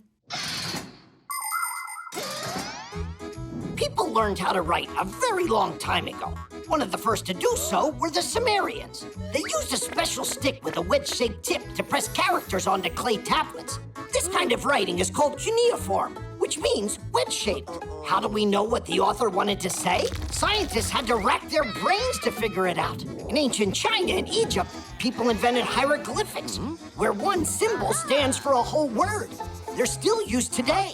And of course, we can hardly imagine our world without the alphabet. Each symbol is called a letter, and these letters can be used to form words. There are a few dozen alphabets in the world and more than 7,000 languages. Although I think these days, instead of typing letters, people prefer to type emojis. How am I gonna pass? There's no time to learn all this. That's a shame. Sorry, but I don't know how to help. Hey, Nolik, I got it. You can read me the answers. Can I? Spell snowball. Not like that. I need you to spell the words in here. You mean go inside the headphones? No, you just gotta call me. You know, like from somewhere else. Like the TV. To test the connection. Ah, I get it. Let's go? Yeah. Great. Cucumber, basketball, artichoke. Hey, stop. You gotta go slower. Absolutely. What absolutely? Will you tell me the next word? That's what I'm trying to do. Absolutely. Then tell me it, Nolik. Absolutely. Ah, with an O or an A? Where? Give me another word. Crook. Crook? Rook with a B. Is it possible to speak clear and louder? Excavator. Don't yell. Someone will hear you. You're the one who said loudly, excavator. Escalator? Vader. Like Darth Vader? You said escalator. Not escalator, it's excavator.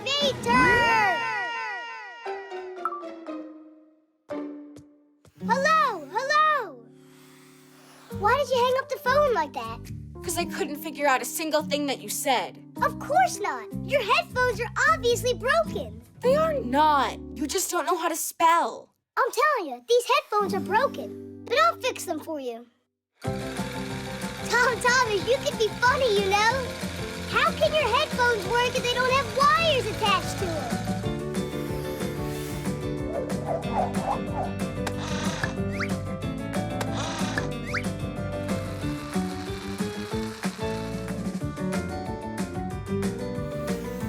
Here you go. Now I'm sure that you'll hear me. What were you thinking? These headphones are wireless. What are they? Wireless headphones get connected to a device via Bluetooth. This is the symbol for it. Click, and the gadgets each start sending radio waves so they can recognize each other. Contact made. Play your favorite music from your phone or tablet, and the sound will be heard in the headphones. After using them, the headphones need to be recharged inside their case that works as a battery. And if the headphones are big, they'll need to get plugged into an outlet to get charged. Class. Thanks for nothing. Some friend you are. I was just trying to help you out here. School sent a message. The spelling test got rescheduled. Hooray! Hooray! I'll fix your headphones. Now you have plenty of time to study for your test. Uh-huh. I can start tomorrow. Hello, Johnny. Want to come over and play? I'm here to study. Tomorrow's a science test? Really? Come on over. Diddy! The piano. We got your phone checked and cleaned up. Great. Thanks, Fixies. You're lucky you got Fixies here. In our house, the piano's broken, and we got no one to repair it. A piano? You got one for real? Wait a second. Maybe you could try. A piano? I can do it. Do you know how it works? You're gonna tell me, right? A piano is a string, percussion, and keyboard instrument all under one lid with a full-blown mechanism inside. Every one of the keys has a hammer attached to it. When you press a key, the hammer strikes a string and it starts vibrating. That's how the sound is born. The thinner and shorter the string, the higher the sound. The longer, the lower. Pianos come in different shapes and sizes, but making beautiful music is something you can do on any piano.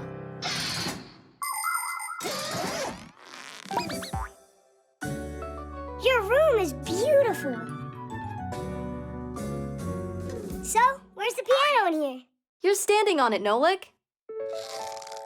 Really? I thought it would be huge. And where are those little hammers? There are no hammers. It's electric. There's no sound either. I'll go in and check. Oh, now I see what's broken. We have contact. Tidish! Tidish. What? Ah, I didn't tighten it up. Sure enough. What a scatterbrain. Yoo-hoo! Who are you? Who are you? This is my home. I want to know what you're doing inside here. Tightening the screw. Who asked you to do that? Katya. That human girl that lives here? Right, very funny. I'm friends with that human. Hey, let go of that. No way in the world. Hey, are you all right there? Did you bang yourself hard? Yeah, so hard I'm seeing double. What's your name, dude? Nolik. Sure it's not Speck? I'm joking. I'm Tweak, and that's my brother, Geek. Him and I are twins. You know what that is? Do you know how Geek and I became twins? There once was a very hard-working inventor who needed to make two identical gears with very thin edges. He worked day and night, carving, grinding, and polishing those parts, putting his heart and soul into it until those two gears looked identical. And as you already know, when a piece of soul goes into making something, a fixie appears. And in this case, there was enough soul for two of us. But our lives changed when the inventor died. We got picked up together with his other things and dropped off at the dump. Without any work to do to stay charged, we just zonked out. If it weren't for a chance meeting, we would have perished. Hey, Tweak, don't tell them everything at once. We got time. Is that human really your friend? Uh-huh. But Fixies aren't supposed to mix with humans. Well, Fixies aren't supposed to break things either. But it's just because that human girl is... Katya! Katya. How do you put it? The piano's not her thing. Nolik! That's for you? Yep. You got the guts to introduce us to her? I thought Fixies aren't supposed to mix with humans. But you're friends with Katya. That means she's a human you can trust. First comes the piano. Well, we warned you, Nolik. Are you all done? Turn it on! Oh no, here we go again. They take care of our machines. Irons, rods, and toasters. Threes and TV screens. Katya, stop! How come? You don't like it? That's not it. It's good. And a really good song. And super loud. Only you don't want to scare all the Fixies off, do you? Scare what Fixies off? This is Tweak, and this is Geek. Not quite. My name's Tweak, and mine's Geek. Ah! We've got Fixies living here. Shh.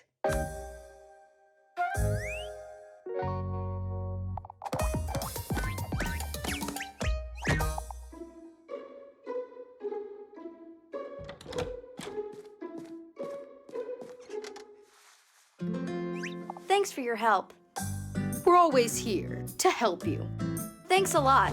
Only now I got my own Fixies. You've never met them. New Fixies?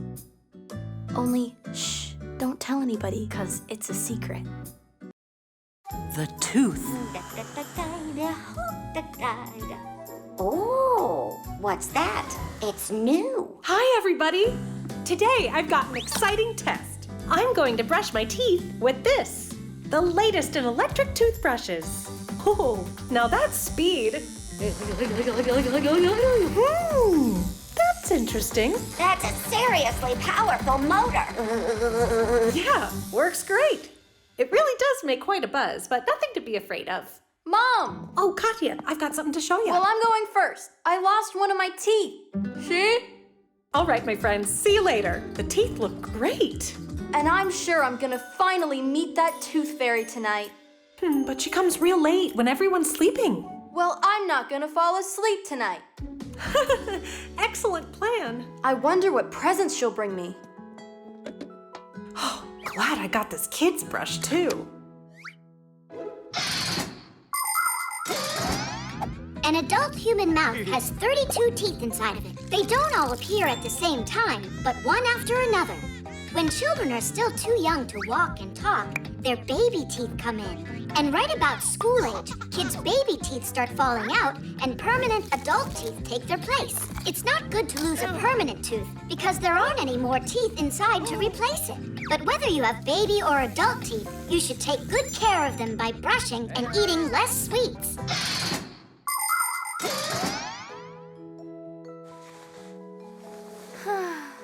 She fell asleep.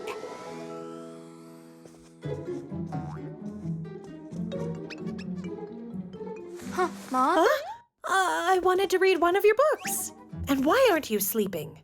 The fairy will be here soon. Oh, right. Whew. I almost got caught there.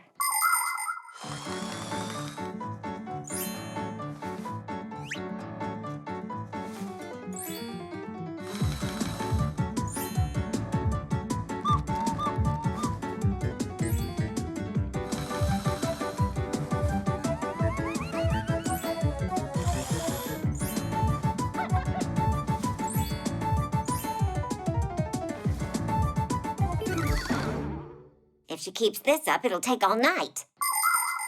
I hope it's normal for tooth fairies to bring kids chocolate. A toothbrush would be way too heavy to haul. Huh? Mom, is that you again? A fairy! Uh-huh, the tooth fairy. I can't believe it. You're finally here. No. Just give me your tooth, and I'll give you a present and be on my way. Hey, your wings, they're not real, are they? They're just for decoration. I do my flying on a scooter. Oh, yeah. Wait, is that a pack-a-mat you're wearing? Who? Where? You've got a pack-a-mat. You're a Fixie. You know, I've stayed here for too long. I have to get going. I have hundreds of more teeth to collect all over the world. Kids are waiting. Ciao. You want my tooth, right? Oh, yeah, right. And please say hi to both Geek and Tweak. Uh-huh, I'll tell them. Oh. I see. You're the boy's granny. Oh, that's great. Shh. Do you know how to keep a big secret? Uh-huh. Yeah. I'm their boss, yeah. Well, I gotta go. Tadish.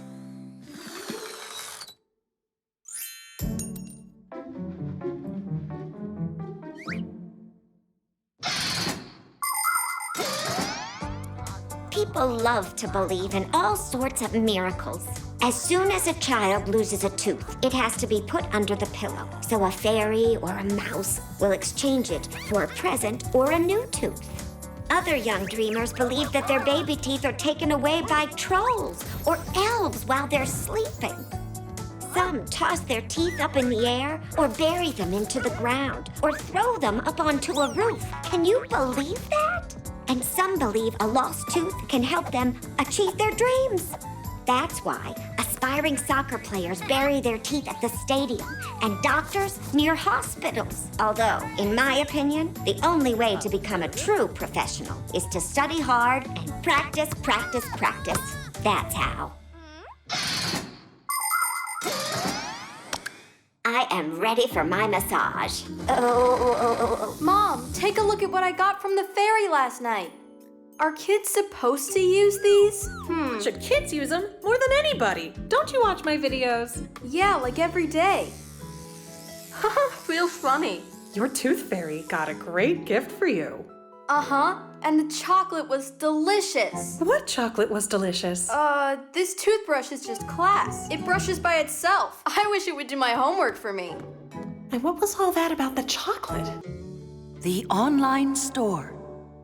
1, 2, 3, turn it! Simka, you need to turn it in the opposite direction. No, it's righty-tighty, lefty-loosey. Why don't you come down here and do it, and I'll sit back and watch you? My dissertation? It went great. I successfully defended it. Professor Eugenius? No, he didn't congratulate me. I told the professor over and over not to forget about that. He wouldn't be our Eugenius if he wasn't forgetful. You should stop your joking and go and tell the professor about Elisa. 5, 6, 7, 8, 9, 10. We will fix it once again. Hey! Whoa. Guess we shouldn't bother him. Then what do we do now?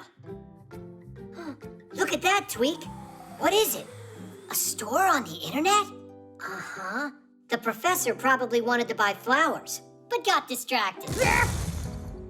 I think we should finish ordering them for him. There are so many bouquets to choose from. I'm sure he'd want the biggest one. What do you think these numbers mean? The number of flowers that are in it. Oh, everything's already filled in.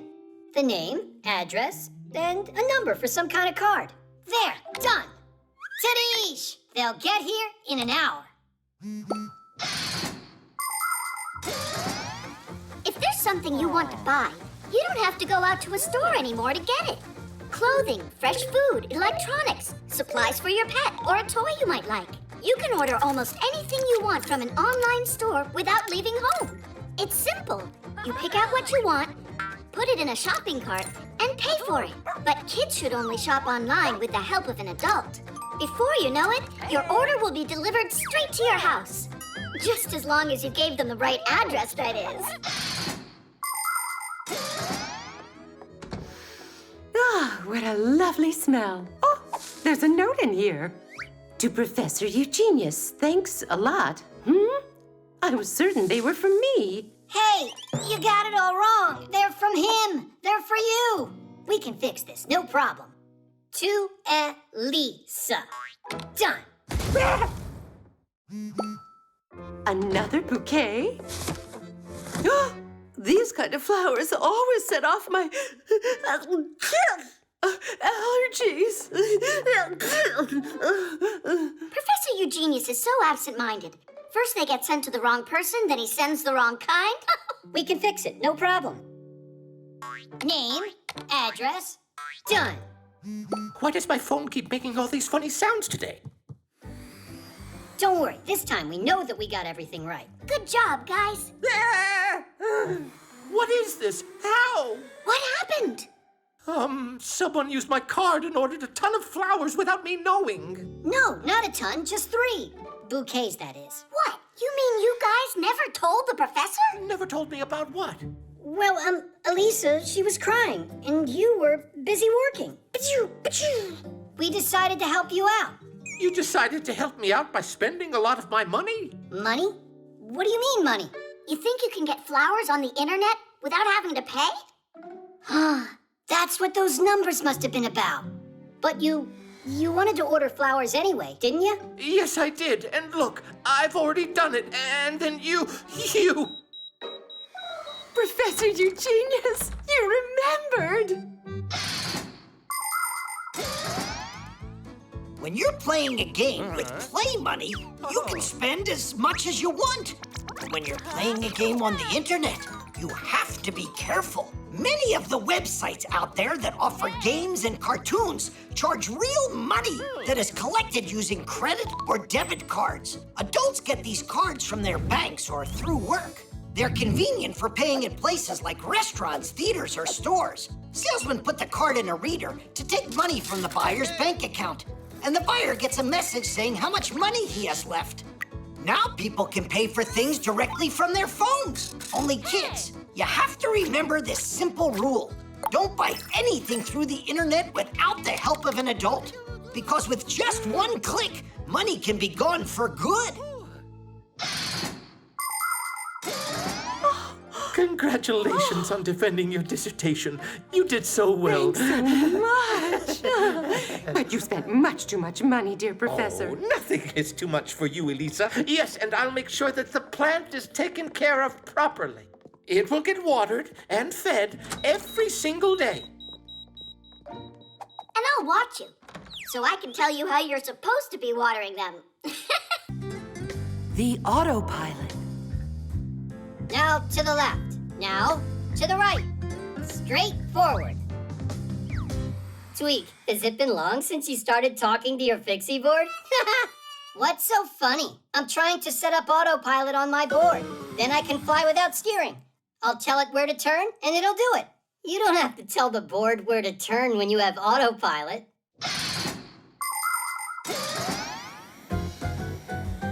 Have you ever seen an airplane flying without a pilot?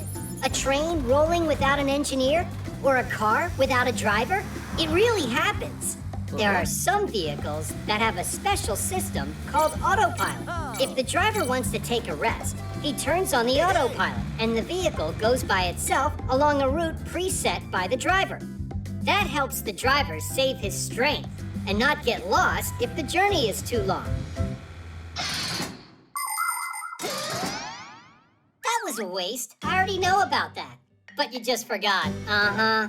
You think that you're so smart, huh? Well, smarter than you are. No way, because my head's bigger by a lot. Let's check it. All right. Ha! Pretty small head there. Let me try. How about that? Geek, you don't know how to measure. You don't either. Look! Now we can measure for real.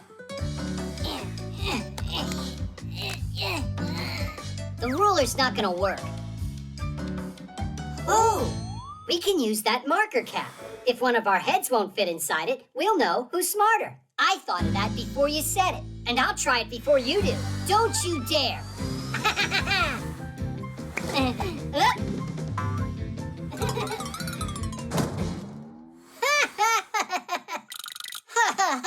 Now it's your turn.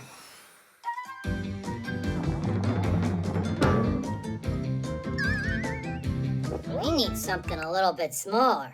Like this?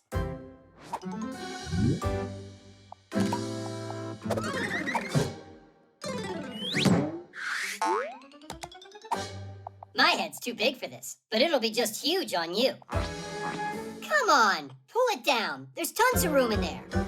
There's no way my head can get inside this thing. Ha ha! I'm the winner!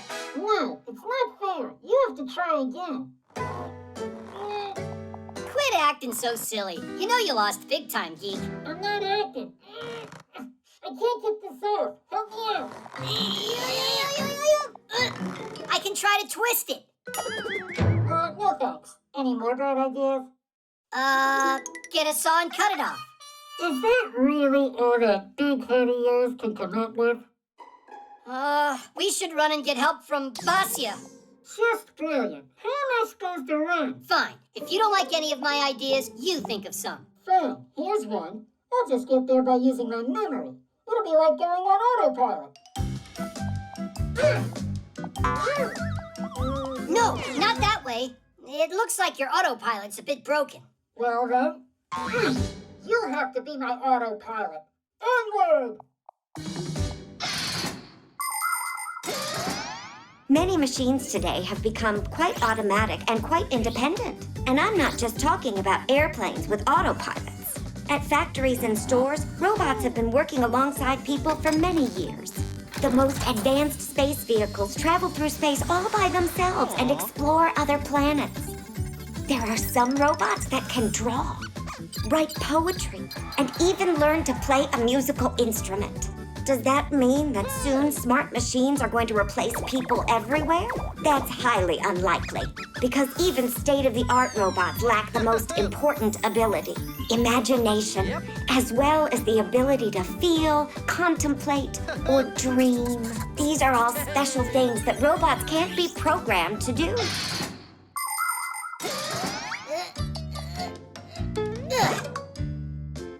Come on, just a little further.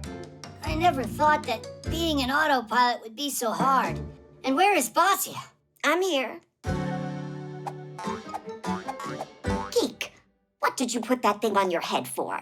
We wanted to prove which one of us is smarter, and I won.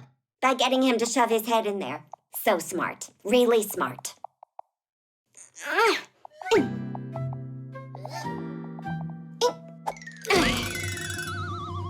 There's one thing I still don't get at all. How did you get your head in there?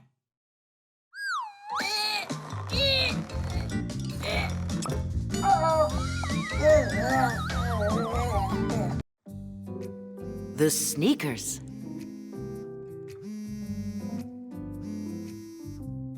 Good morning. How are you, Katya? Hey, Tom Thomas. Look at these cool sneakers my mom bought me. They light up. Whoa. Aren't they awesome? You don't have sneaks like this.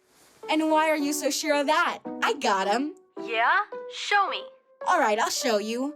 Only, I gotta use the bathroom. Call you back soon. Do you really have light-up sneaks like you told her? No. But you know, I have these two friends. They can make almost anything in the world. Light-up sneaks included. Or maybe they can't do it?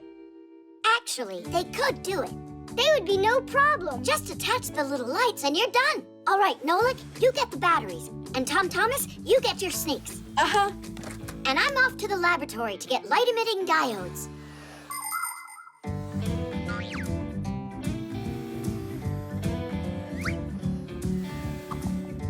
Oh, wow. The soles on these are cool. Your soles are just like that. Really? The soles of sneakers are made out of a special material that is very springy, or scientifically speaking, shock absorbing. That's why if you walk in sneaks for a long time, or run or jump, your back and legs won't get tired. The bottom of the sole is never smooth. It has a lot of bumps and pits, or even spikes, so you won't slip on grass. Sneakers also have little holes or mesh, so your feet don't get too hot and sweaty.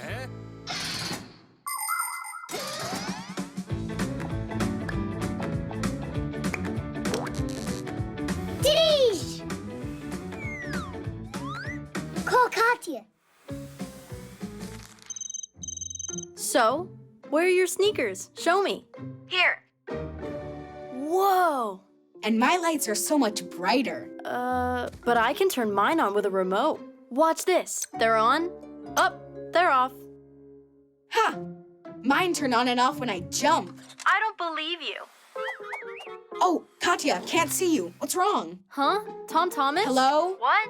The lights on your sneakers, that's not how they work. Don't I have these really good friends who know how to make anything in the world? Yeah. Hello? Hello? Tom Thomas. Oh, everything's working fine again. Watch this. Hup. Now they're on. Hup. Now they're not. Hup. They're on. Hup. They're off. Hup. Hup. Hup. Well, you know, I bet your shoes can't blink. Well, you lose. And my sneaks don't just blink. They can change colors, too. Tom Thomas? Don't you know how to do it? We don't. These lights have one color, that's all. Just one last thing for me. Can you see me? Ugh. Nolik, I got it. Grab your paint gun. Uh-huh. Look, now all the lights are white. But if I want, they can be green, or they can be blue, or I can make them orange if I want to. Or they could be purple, or light blue, Or yellow.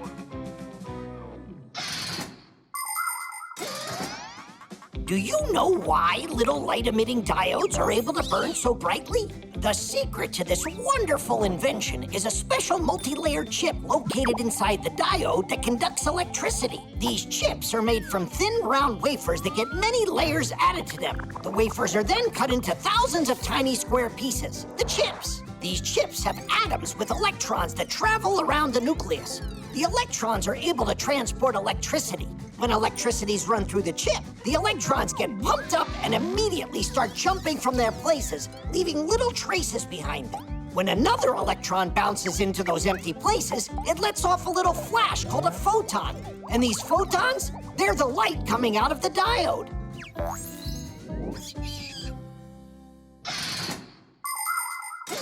There you go. My sneaks are cooler than your sneaks. And you know what else they have? Little wheels. Yours have wheels on them? What wheels are you talking about? Simca?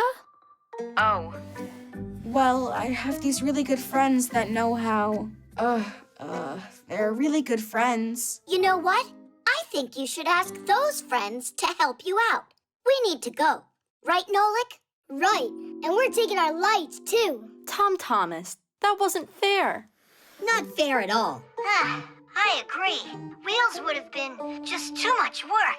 Aha! I see it wasn't only me using the Fixies to do everything. Those two can sure keep coming up with crazy ideas. Uh-huh. First this one, then that one.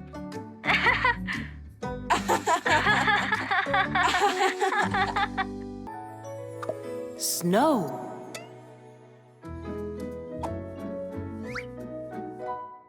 Well, where do you think the tree should go? Let's put it over here this time. But it was right there 2 Christmases ago. And so what? It was nice there. Every year is the same old thing. How about we have a snowball fight instead, like humans? Uh-huh. You'll go get buried in a drift and then we'll have to find you. Here's an idea. Why don't we celebrate this Christmas in the refrigerator? Even better, in the freezer. The humans will be done with their cooking and they won't bother us in there. And what about snow? We'll find you that snow. What is snow? When water evaporates from seas and rivers, it flies into the sky, turning back into liquid again. The drops are so tiny and so light that they just hang in the air and form clouds. But if the drops in the cloud join together, they become big and heavy and fall down as rain. But these heavy drops freeze when it's cold out, and they turn into ice crystals. They grow spikes in all directions, forming what we call snowflakes. Snowflakes come in a variety of shapes: stars, needles, columns, and even triangles. Each one of them has its own unique design. By the way, not one scientist yet has been able to find 2 identical snowflakes.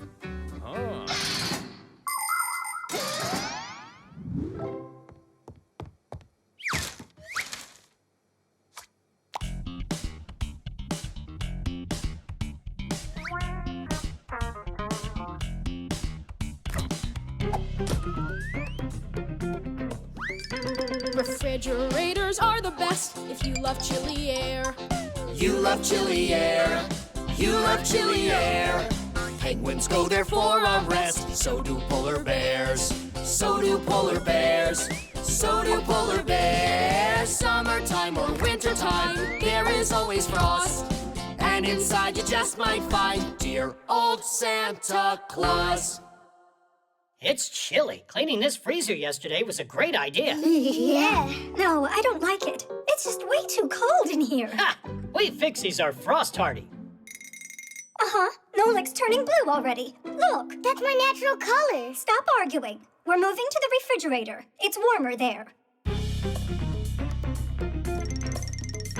The fridge is great for cardinals and for chickadees. And for chickadees. And for chickadees. Winter birds will come to feed any day they please. Any day they please. Any day they please. Summertime or wintertime, there is always frost. And inside you just might find dear old Santa Claus. Well, where should I put it? How about right there? There's no snow in here. It's more important that nobody sees us.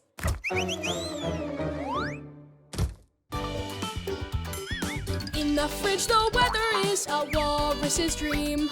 Walrus's dream. Walrus's dream. They love jumping in the water and the sour cream. And the sour cream. And the sour cream. Summertime or wintertime, there is always frost. And inside you just might find dear old Santa Claus. If they put in one more pot of food, then there won't be any room left for us at all in here. Or snowball fight either. There's no snow in here anyhow. This was a bad idea. Let's just go home. The television will be cozier. Marcia, let's go back to the freezer. It'll be fun for the kids. There won't be any snow in there, but we'll be able to find some frost. And to keep ourselves from getting cold, we can dance in a circle. You convinced me. Quickly, Christmas will be here soon. Everybody needs a fridge. It has ice and snow. It has ice and snow. It has ice and snow.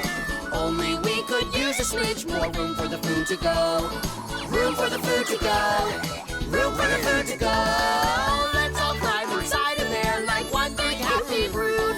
But there's no space. No space? Who cares? We'll just eat the food.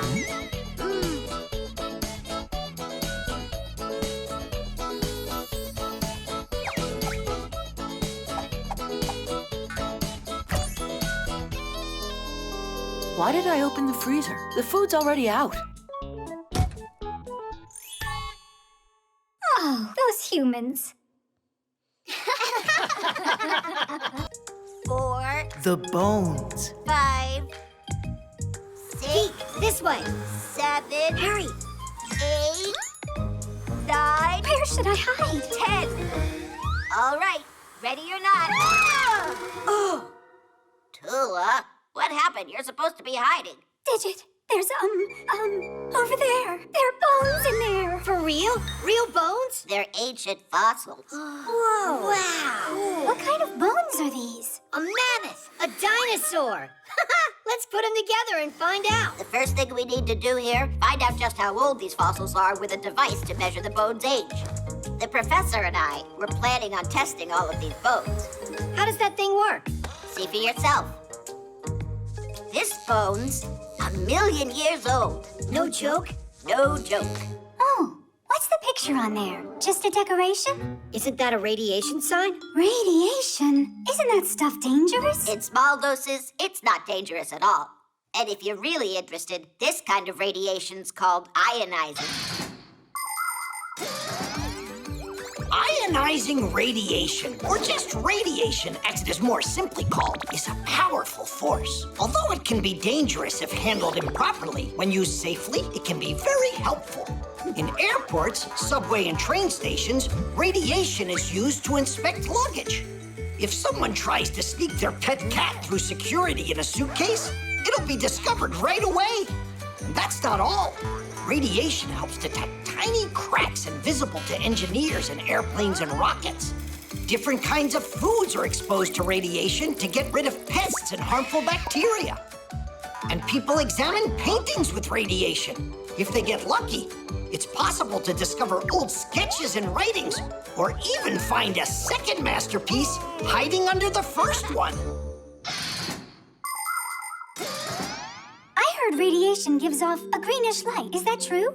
It's important to remember that radiation doesn't have color and no smell at all.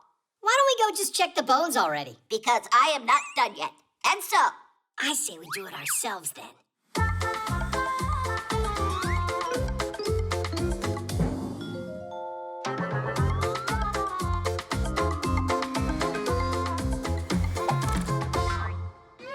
It's just some regular fish.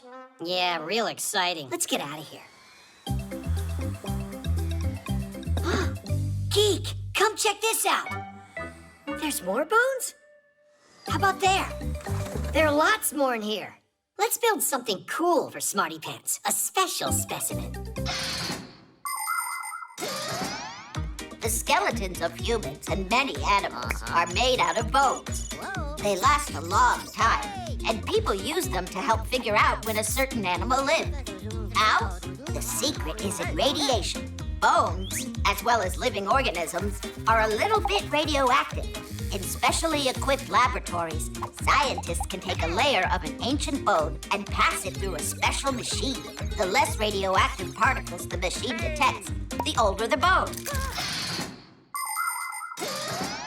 Ooh, what's that? I think it's an ancient creature. Digit'll figure it out, right? No doubt about that. The age of this specimen is 10,000 years. Obviously a bird, then. So you think it's a bird? Right, with horns. That is strange.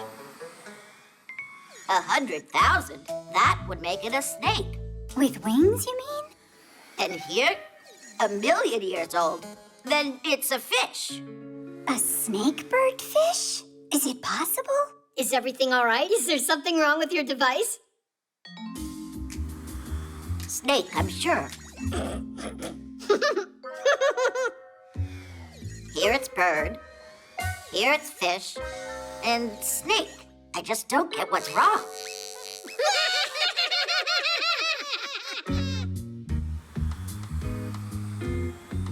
Digit, could there be 3 skeletons in there? What do you mean, 3? Look, there are more bones in these boxes, and they're labeled snake and bird. And here is ancient fish. You played a joke on me, huh? It's not funny at all. Relax. We didn't mean to insult you. The truth is, your device was right. Not one mistake. Of course not. Radiation's a really good thing if you use it wisely and with proper care. Digit, you're so smart. By the way, you missed some important parts of my lecture. So let's start. Hey, I thought we were playing hide and seek. You're it. But, all right. Here I go. 1, 2... Saving energy. So, now you know how important it is to save energy. Yes, there we go. Your lesson is over, and you're free to leave now. Nolik, where are you going? It's our chore day. I can't help you. I'm doing something else. How interesting. And what is that? I gotta save a bunch of energy. Oh. Save what? Did you forget what Grandpa's told us? Modern appliances are designed to save energy. All of today's tablets, notebooks, and phones are equipped with a special power-saving mode that lowers the brightness of the screen so the programs don't consume the electrical charge too quickly, and the device can run longer. Appliances like TVs and microwaves should be turned off when they're not being used. And of course, every time you leave the room, remember to turn off the lights. I don't know about you, but I think Nolik is just being lazy. He doesn't care at all about saving energy. Hey, I think I've got a good idea. Let's try it. An energy-conserving, fuel-efficient fixie. That sounds really cool. So, can I leave now?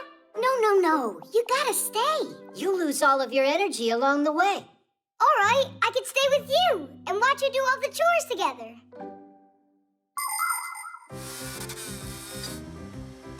Simka, it's still dirty over here by the fan. And what would we have done without your valuable advice here? Guys, can you be more careful? Look, it's dirty. And all that yapping? Uses lots of energy too, you know. That looks hard. Why are you trying to lift it up? Why don't you tilt it? To the side. No, the other one. I'm so glad that at least one of us is saving his energy. Well done. You're really a good team, you guys. Next, that corner could use some cleaning. Will you help us, Nolik? Nah, I haven't saved enough energy yet.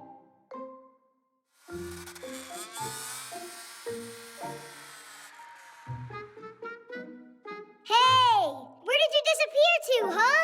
Guys, who's gonna take care of the chores? Simka! Pass the ball! Lousy shot! My turn! Hey, what are you doing? I thought that... No, Nolik, you need to rest. If saving energy is your aim, then you mustn't play a game. Oh. Some appliances consume too much energy, while others work really well. They can do the same amount of work with less electricity. Today, new appliances come with a special sticker that has colored bars on it. If the red bar is highlighted, then there's an energy hog in front of you. And if it's the green bar that's marked, then it's an Energy Star Class A appliance. By conserving energy, the appliance helps our environment. And you can do your part to help the planet too. For instance, your fridge. Close the door tightly and don't put hot food inside so it doesn't have to waste energy. And if you spend less time in front of tablets and smartphones, then you won't need to charge them as often. And rather than reading inside under an electric light, you can save energy reading by the light of the sun.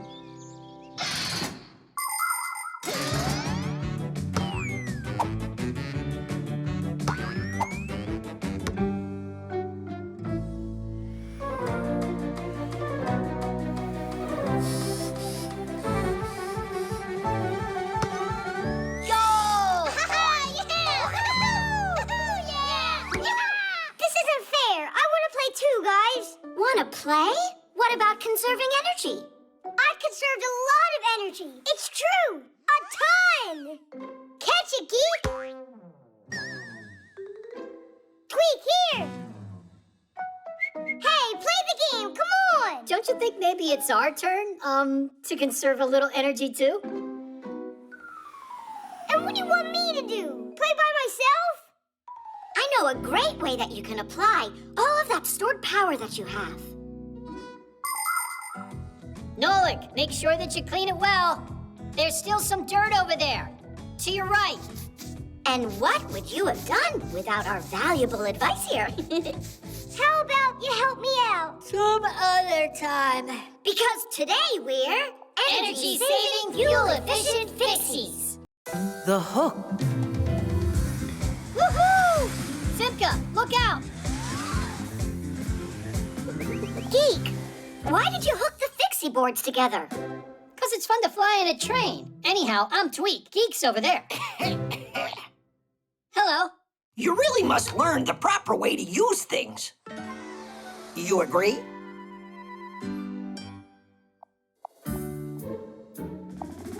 How can we do that? If you start coming to our school, you'll find out. And when can we start? Well, that depends. First, your parents and I have to meet. How about today? Good. Oh, yeah.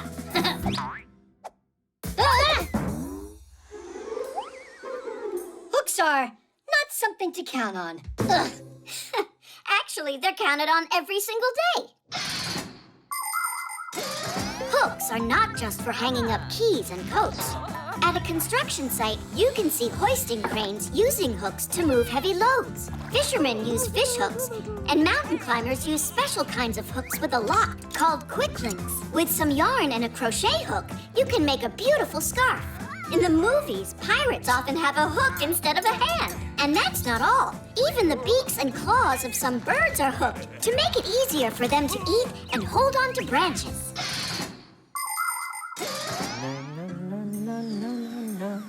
Irons, phones, and toasters, MP3s and TV screens.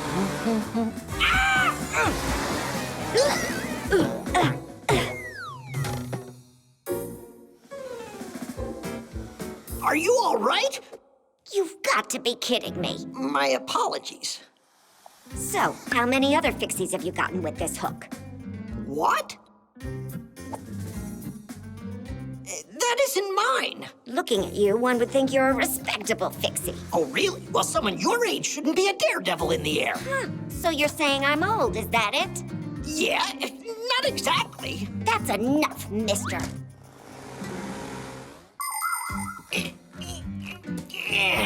My, how they tied this up.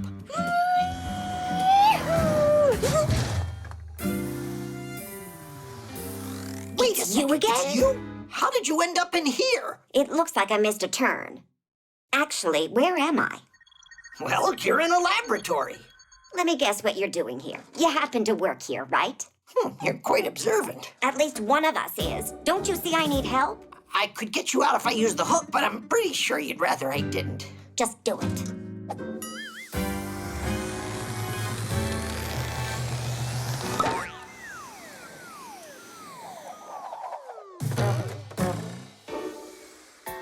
Please learn the proper way to use things now, will you? And I'm so glad to see you as well. Did you already have your meeting? With whom? You said that you needed to meet with our parents. Basia! Basia? Children? You mean you're the parent of these boys? What? And you're actually the professor at that school for Fixies? Ha! What an outrage. I believe you forgot something. So this was your concoction. Ha! Chips off the old block. And generally on their very best behavior. You mean like you are, their grandma? A lot of Fixies are real homebodies, but not me, not this Basia. I've spent my life moving from one place to another. I've been all over the world. When I lived in Paris, I screwed into one of the legs of the Eiffel Tower as it was being built. And in Great Britain, I fixed a tea kettle for the Queen of England herself. It was lots of fun, although sometimes I did feel lonely. But then everything changed the day I found a pair of gears at a dump. They were a little rusty, but quite nice, and a totally matching pair.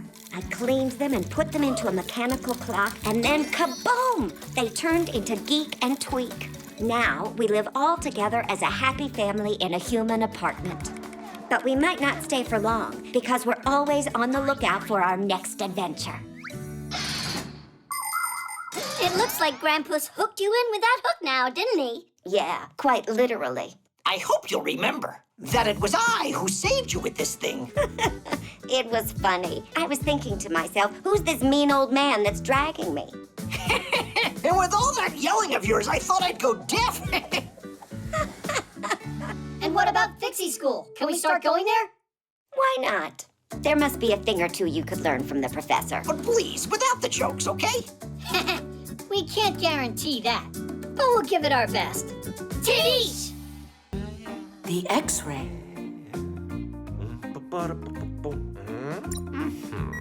All right. Psst, the professor. He's fiddling with that X-ray again. Oh, wait.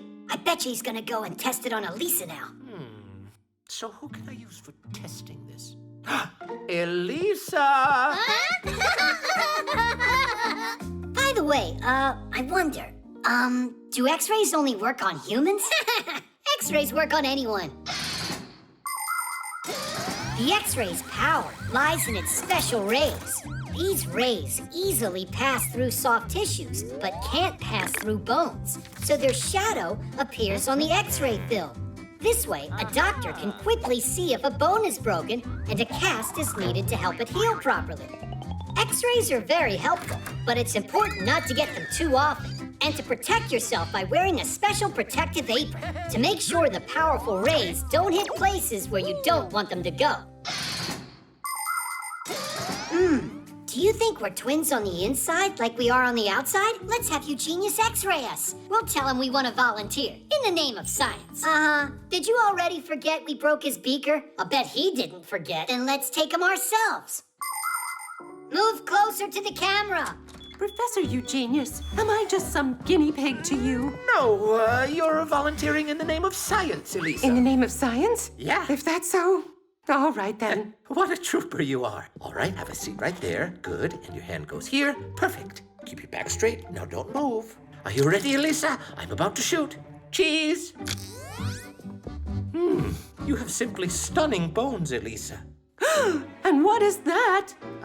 What? Is that a gear on there? I have got to get some medical help immediately. Elisa, there's no need to exaggerate. There is nothing immediate. I can explain everything. Dude, why did you turn yourself into a gear? I don't know. I must have gotten scared or something. All right, then I'll try. I'm ready. How do you get this camera to go lower?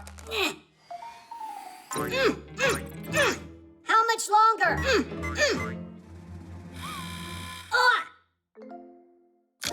Got it. Or maybe not. It was all your jumping, and now it's frozen. Elisa, it was just a mistake, a little hiccup in the program. There was nothing in there. Are you sure there's nothing there? Me? I am absolute... Elisa, you'll see for yourself. All right, Elisa, sit up straight. There you go. Now don't move, and there. How does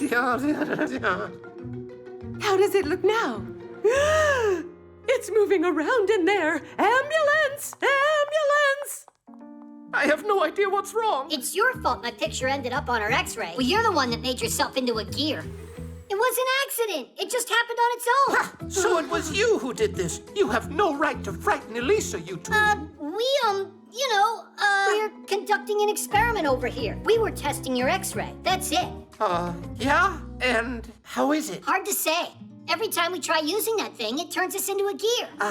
You Fixies have that defensive reaction. Even an X-ray can't capture a Fixie. The picture, that is. Oh. It's impossible to photograph a Fixie. That's right. As soon as someone points their camera, smartphone, or tablet at one of us, we Fixies automatically turn into small screws or gears. Even a machine as sophisticated as an X-ray can't get around this fact. It's not just a useful habit for us, but a reflex. All of us have it since the moment that we're born, even though we're not all aware of it. But the number of times little Fixies have escaped being detected by humans because of this unique trait is simply astronomical. But I'm going to stop joking for a moment now. Are you ready to learn the secret of what we Fixies all have inside of us? We've got a red-hot motor, a clear mind, and a kind soul inside. All right. Take it easy, take it easy. Here we go, with nothing extra this time. Yep. When we're in our gear form, we're also identical. You again. I'm gonna get you. Stop! Come back here. Oh, now they're reproducing. Elisa, there's no need to worry. Look, Elisa, here are my gears. I left them inside the X-ray. You mean there's nothing wrong inside of my hand? No, you're fine, Elisa. How about we take just one last X-ray in the name of science? Oh. The roller coaster.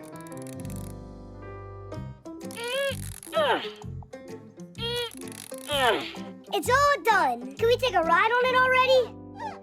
You need to tighten those up, and these a bit more. I've tightened these bolts so many times. It's a very intricate mechanism. It has to run precisely as a clock. There, is that all? It should be. Just one thing.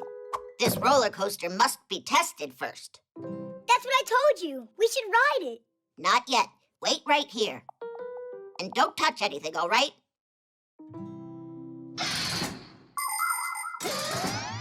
And Anybody can have fun on simple rides like swings, carousels, and sliding boards, the kind you find in just about every playground.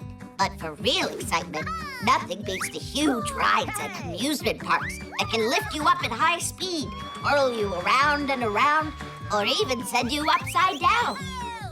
Before any of these rides are open to the public, they go through a long and thorough inspection, with the first passengers being heavy bags or mannequins. Oh, whoa! Looks like we came to the right place. Is this your roller coaster? Mine and Digits. Hey, Digits said not to turn it on. We still have to test out this ride. So, test it on us. Without Digit? Ugh, enough already with Digit. You scared to start it yourself? Me? Well, yeah. Why's Digit allowed and you're not? Yeah, why not? I know how to use these buttons too. Are you ready?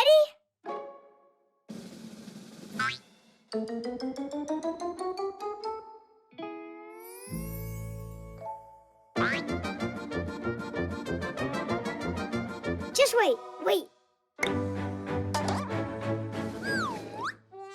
Is that all? Yeah, guess we gotta wait for Digit. All right, let us out. How? It's enough joking around. Let us out! It's awesome! Ha, super! Huh? One more? Okay, yeah! Woohoo! You can stop it now. Hey, are you joking? It must be this one. Hit the brake! It's enough! The lever!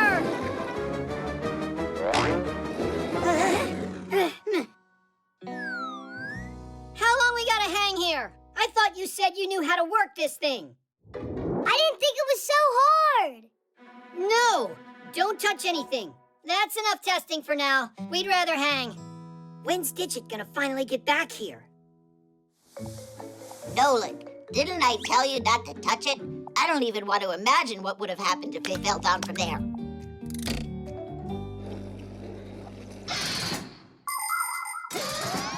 When you're going to take a ride, even a simple one, there are a few rules to follow to stay safe. On swings and merry-go-rounds, hold on to the chains or pull tightly.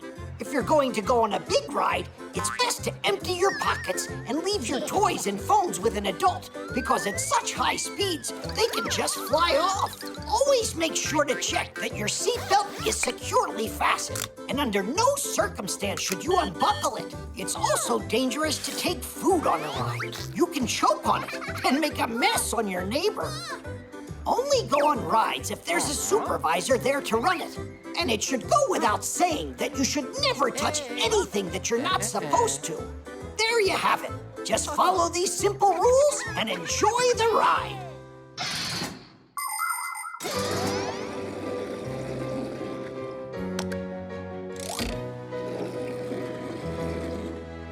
The roller coaster is now open for rides. Yeah? All right.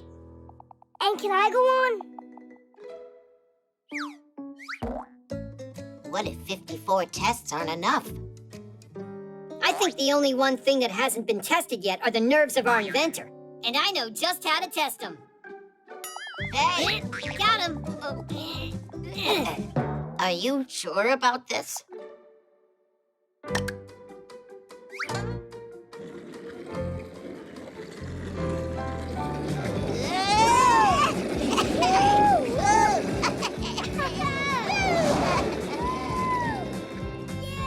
Huh, we haven't tried pressing this button yet. Don't press it! It's a surprise! A surprise. Meant for Tula. That was awesome! One more time! The safety harness.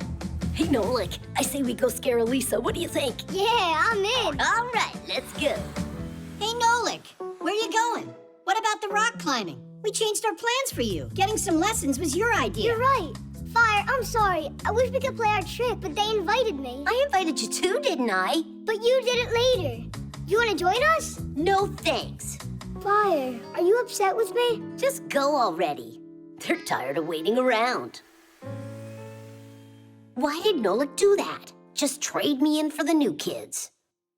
Just you wait, Nolik. You'll be crying your heart out to be with me.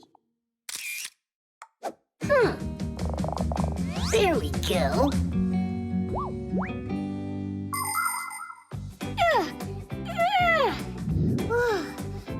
Pull yourself up!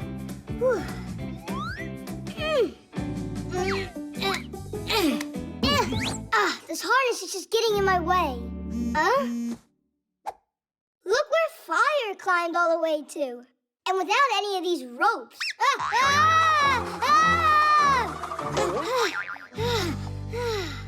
You know, maybe it's less comfortable with a safety harness, but I'm sure I wouldn't want to fall without one. Rock climbers wear special belts called climbing harnesses with loops on them. Fastened to one of the loops is a hook with a lock called a carabiner. The carabiner is connected to a secure rope, protecting the climber from a dangerous fall.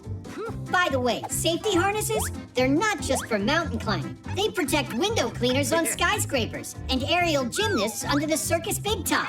And come to think of it, a seatbelt in a car is a safety harness too.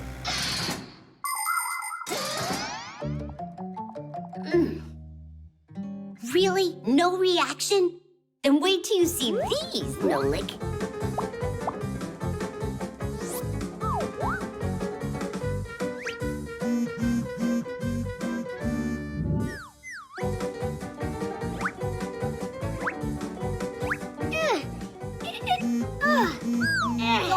Go on, Nolik. Just a little more. You got it, Nolik. Go. You got it. I climbed all the way. Ditties! Check this out. While we climbed up one mountain, Fire climbed up 10 of them. Together with my true friend, Digit? Then what am I? Wait, give me that. I could be wrong, but I think there's some cutting and pasting here. You see? That Digit's from another picture. Look, there you can see some of the laboratory. It looks like your best friend wasn't doing any climbing today. Only, I don't get why he did that. Yo, Nolik, you gotta be bored over there. How can your rock climbers even compare to me? Uh-huh. Well, no one can compare with your lying. My what? Those mountains of yours are not real. What makes you say that? You're not even wearing a harness. Because I don't need one. Yeah! Hey, stop, Fire. You could fall. I'm not a scaredy cat. Like some Fixies who I know. Quickly, to the laboratory. He could get hurt without a harness. You know what? Let Digit protect him.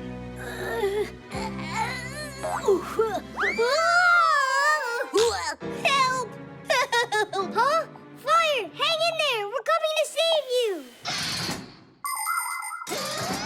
Before trying to become a real mountain climber, beginners should start by getting some training at a rock climbing wall with an instructor.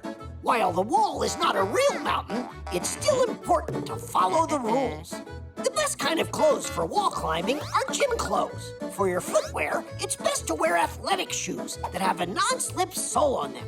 You must never start climbing until after the instructor checks that you're wearing your safety harness correctly and that it's fastened securely. While you wait for your turn, move away from the wall so another rock climber can't land on your head. And no selfies up there. While you don't need to be afraid of falling if you have your harness on, it's still a lot more interesting to make it all the way to the top.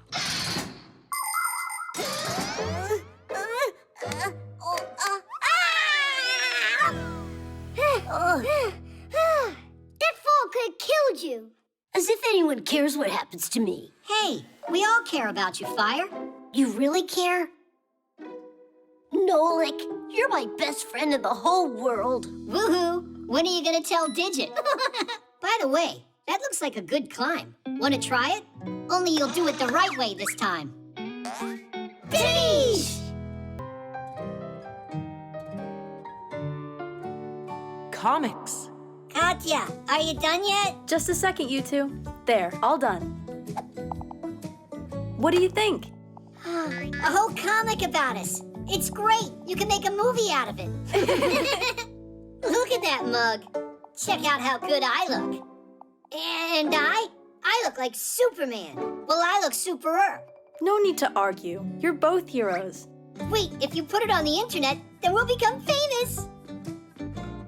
Is it a smart idea for Fixies to become famous? Ha! I say the more fame, the better. You do. Well, anyhow, see you later. Hey, that's not fair. I mean, we saved the planet, and no one's gonna find out. Comics are a kind of picture book in which the pictures are combined together with words. To make one, first you come up with a story. It could be about superheroes, or princesses, or scientists, or even all of them at once. After that, you can start drawing. Divide a sheet of paper into sections and fill them with a series of pictures that tell your tale. And write what the characters are saying in speech bubbles. By making picture after picture, you can tell the whole story. It's like a cartoon, but on paper.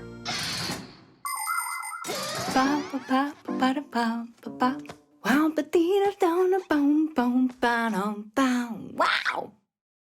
Oh, what is this? Did she really draw this all by herself? That Katya of mine is one talented kid. My subscribers are gonna love this. That talented kid keeps forgetting to charge her pad. This is gonna take forever. A good cleaning. That's what we should do to make it charge faster.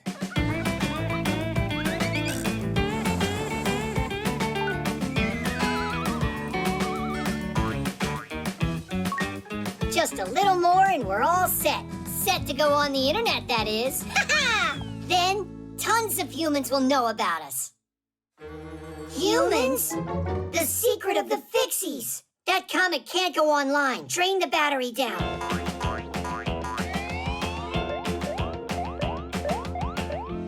It's taking forever.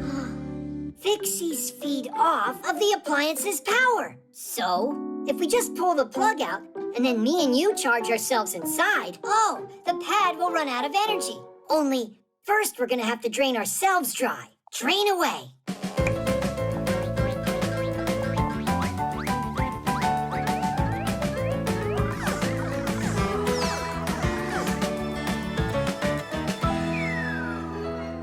It's totally drained. Did I really forget to plug in the cord? We'll show Katya's mom who's the boss. People can spend hours on their pads and phones, and that's why they have to be recharged all the time. But do you know how you could do that less often? One thing that works is to unplug the device after it reaches 100% charge. You should also make sure to close any apps that you aren't using at that moment. Are you just listening to music? Then you can lower the brightness of the screen.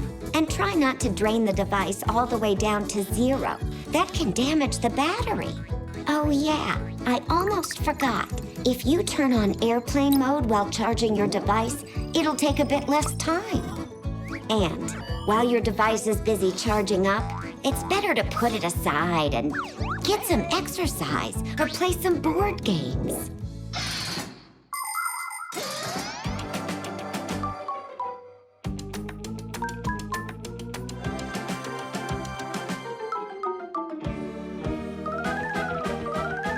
I'm worried I'm gonna explode. Hang in there, geek.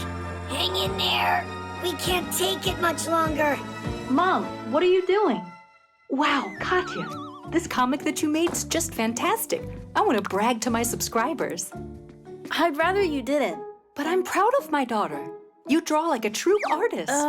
I want to draw a new one. This one's not great. The characters aren't right. Oh? Then go ahead and draw. We'll post it later. My live stream's about to start.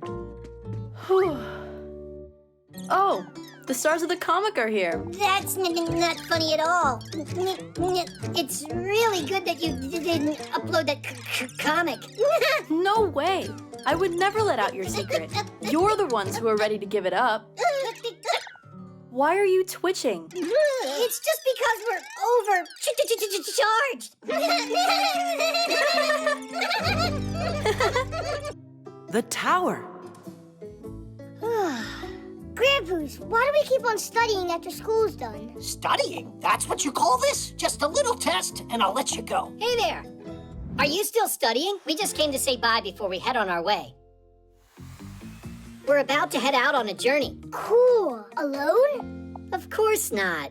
Basia's taking us. So, Simka, you gonna miss us a lot? Not at all. Will you be away for a long time? Might be forever. Forever? It's not right. You can't just get up and go like that. It's not us. It's Basia's idea. There's a tower she really wants to see. We could build towers right here. Plenty of them. For what? They're excellent study aids. It's very important for students to study about great architectural structures. By the way, what tower were you going to see? We forgot which one.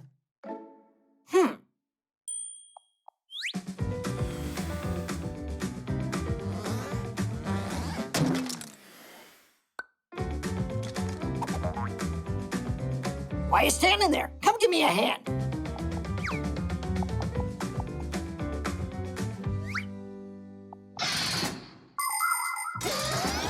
Knocking down a block tower is easy, but a real one can stand for centuries. Before building it, the engineers look for a place where the ground is sure not to sink. The architects make a 3D model of the future tower. Then builders pour a concrete foundation and build upon it, floor after floor. If the crane is no longer tall enough, extra sections can be added to it. And if the tower is going to be very tall, then parts can even be delivered by helicopter.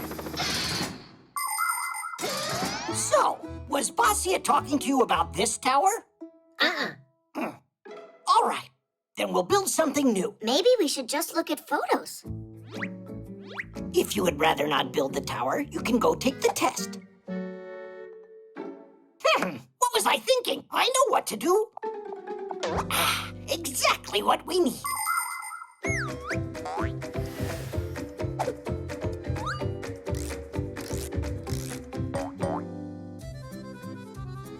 Is that it? Nuh-uh. She's been there 100 times already. Come on, think. What other places would she talk about? Excuse us. We gotta go now. Just hold on there. I say we build another one. Grandpa's, and what is Tom Thomas supposed to tell his parents if they see all these towers? He'll say that he made them himself. Come on, quicker! I don't know why Grandpa's is so worried how this tower's coming out. Yeah, he's worried, but it's not about that. People have been building towers since ancient times because looking out from a height made it easier to see, for example, if an enemy was approaching. The first lighthouses lighting the way for ships appeared about the same time. Lighthouses are also towers. In the Middle Ages, people started hanging bells at the top of towers. If a fire broke out, a watchman would ring the bell as hard as he could, and people would run to help. Later, clocks were installed in towers in the center of cities for people to know the time. In the 19th century, people discovered that it's possible to store water inside of a tower. For many years, the tallest structures used to be television towers. But those days are over. Today, modern skyscrapers are built for offices and even as people's homes. It's not this one either. Are you even sure that a tower is where Bossy is taking you? What can I do to make her stay? To make who stay? The Tower of Pisa, that's who. She's leaning. Look at all these towers. They're all for you. Grandpa's made them. They are genius, not the least worse than the originals. Then stay here with us. Why do you have to go anywhere? If you want, we can build you more of them. Which one is your favorite? I didn't realize that you were so industrious. Basia, how about we stay a bit longer? Our school's here, good friends. What choice are you leaving me? All right, so be it. Tadish! Oh. You're gonna stay with the professor, and I'm out of here. And can I count on you to take care of my kids? And so, you're still leaving? No need to worry. I'll only be a few days. How could I live without you?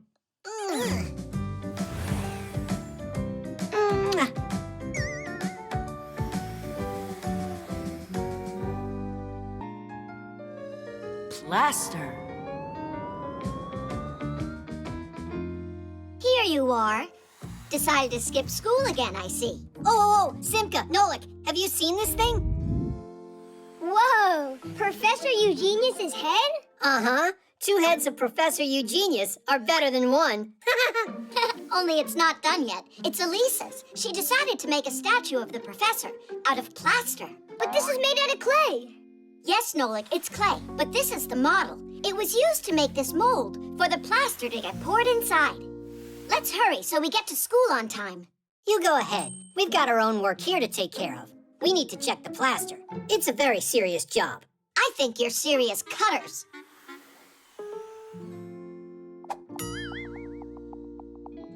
Bombs away.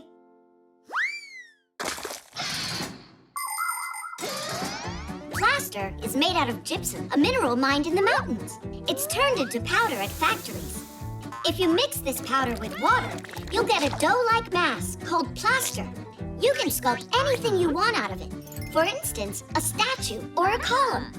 The most important thing is to finish shaping the object before it hardens. Once it's hard, plaster is quite strong, although not as strong as stone, so it's better not to drop things made out of plaster.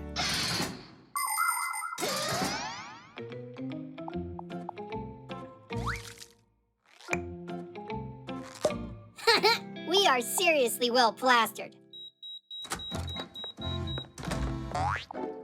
This is so exciting. Stop!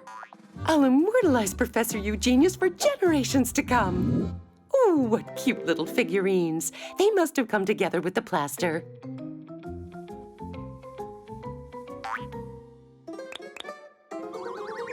How about I paint you guys? I've got nail polish around here somewhere. What a bad mess. Let's run. High-quality plaster. Strong stuff.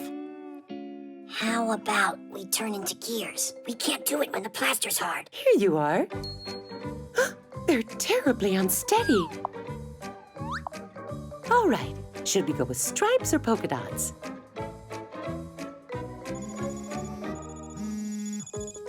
Professor, hi! Right now I'm working on something special for you. Don't even try to guess what it is. What? Did you say in your office? Understood. Uh-huh. You'd better think, or we'll be living forever as statues with polka dots. We should run off the edge. Are you nuts? You're gonna hurt yourself. But this way the plaster will break. I got it. I know its style. Little flowers. You guys are rather rough. I'm not going to paint you. Yes, that's right. They need sanding. Are you satisfied? We'd have been better off going to class. I thought you liked becoming a sculptor. And thanks to you, we're both sculptors now, forever. 'Cause of me, you better take back what you said.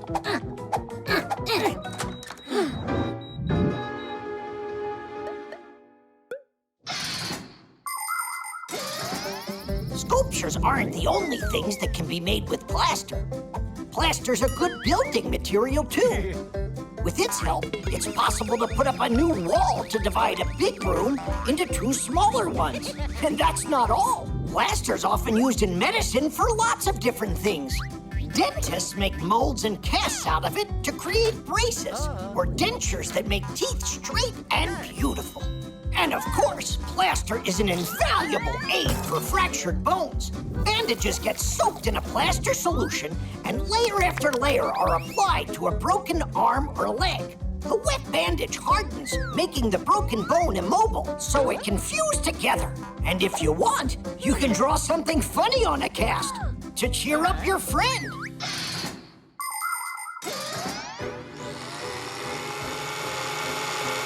We're dead. Whoa!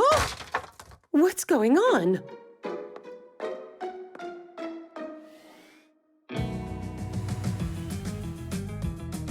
Simka! Nolik! Over here!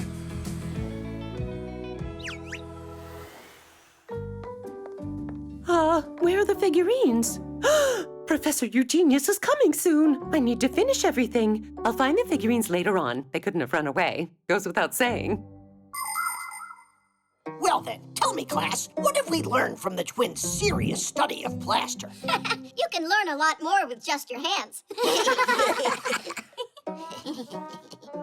Is that so? You think sitting in class is boring? All right, try standing and see if that's better. Hide and seek. -18 plus 32, all multiplied by 16 to the 5th power. Simka! Let's play hide and seek, huh? You promised you'd play today. No, not now. Uh-huh. Yeah. Could you play just one round? And then when we're done, you can go back to your math.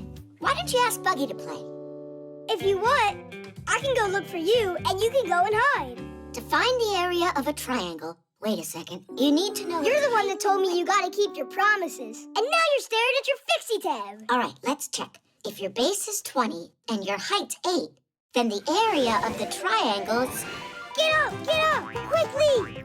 Nolik, what's wrong? Didn't you hear it? There was a boom over in the kitchen. Well, I didn't hear anything booming. Well, it did, and Papa said you need to go there right now. You wait here. I'll hold it for you. All right, Simka, you and I are playing hide and seek. When Fixies come face to face with a human, they turn themselves into screws, or just find a place to hide. Fixie kids are taught to do this at home and at school. However, some Fixie kids also try hiding when they're not prepared for their class. Adult Fixies like to take part in Fixie hide-and-seek competitions. This year's winner was a friend of Papu's. He stayed hidden for so long that he ran out of power and turned into a screw without even wanting to. Humans also like to play hide-and-seek. One person is the seeker and everyone else hides. Or it can be played with only one person hiding and everyone else looking for him. Whoever finds him starts hiding with him until only one seeker remains. Then the game starts all over again. Nothing happened in the kitchen. Do you hear me, Nolik? Where is he? And where's my Fixie tab? Yoo-hoo!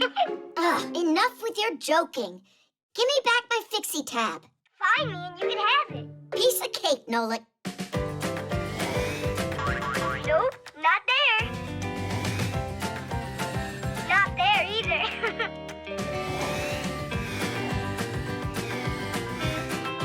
Want a hint? How about we play You're on Fire? You're really cold. Ooh, you're freezing. Getting warmer. Oh, you're hot. You're on fire. If I'm on fire, then where are you? If you're on fire, it means you burned down. It means you went the wrong way. You got it all backwards. When I'm getting closer, it's hot. When I'm getting further, it's cold. That's how the game works. Get it? Really?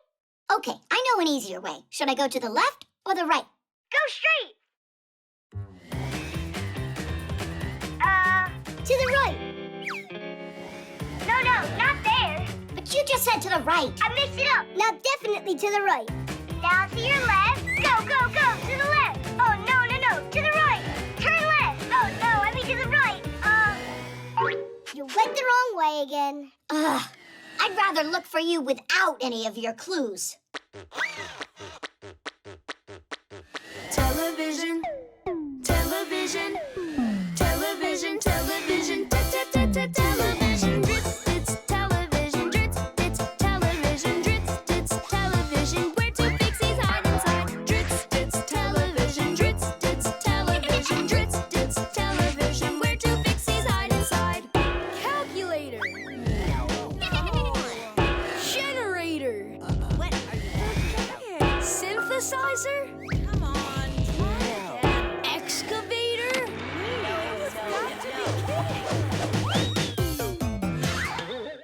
So, do you give up or what? That means I won that round, and that you're the one that's still it. There was no round. Got that? Now you give me back my Fixie tab. Calm down, I'll give it to you. Oh, I don't have it with me. Is this a joke? Your tab's right out in the hallway. In Tom Thomas's right sneaker. That's where I was hiding.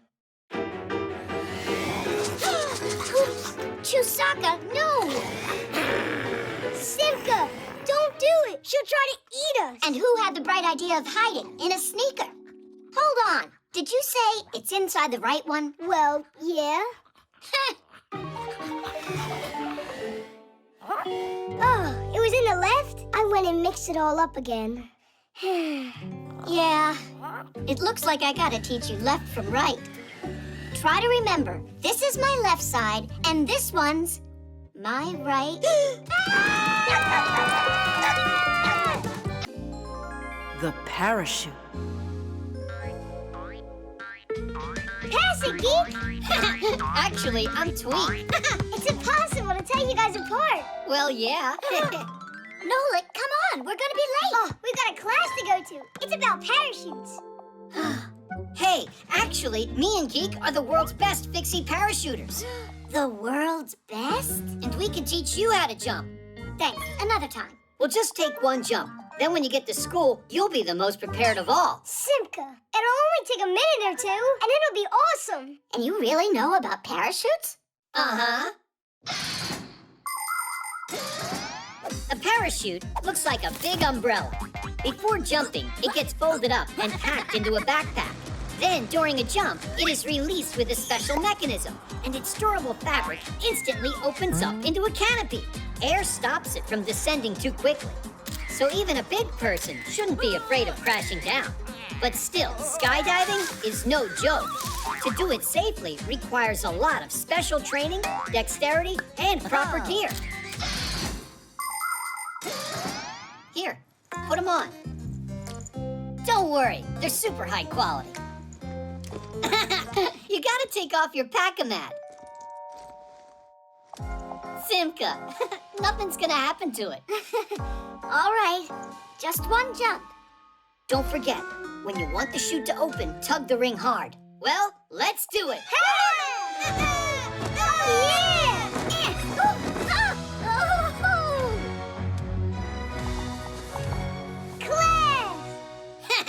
That was nothing.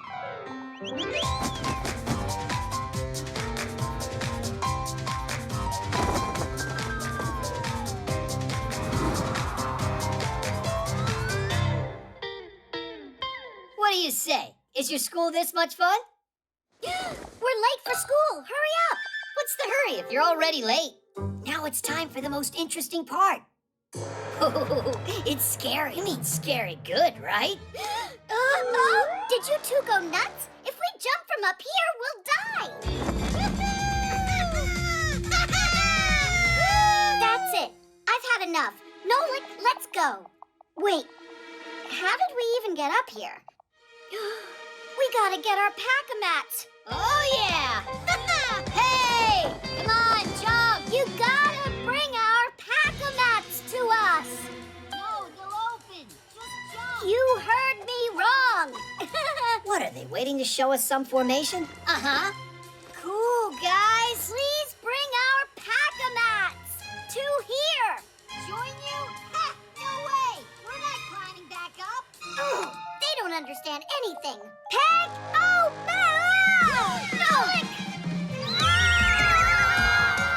Give the ring a tug! The ring is stuck! Marcia! Try the reserve!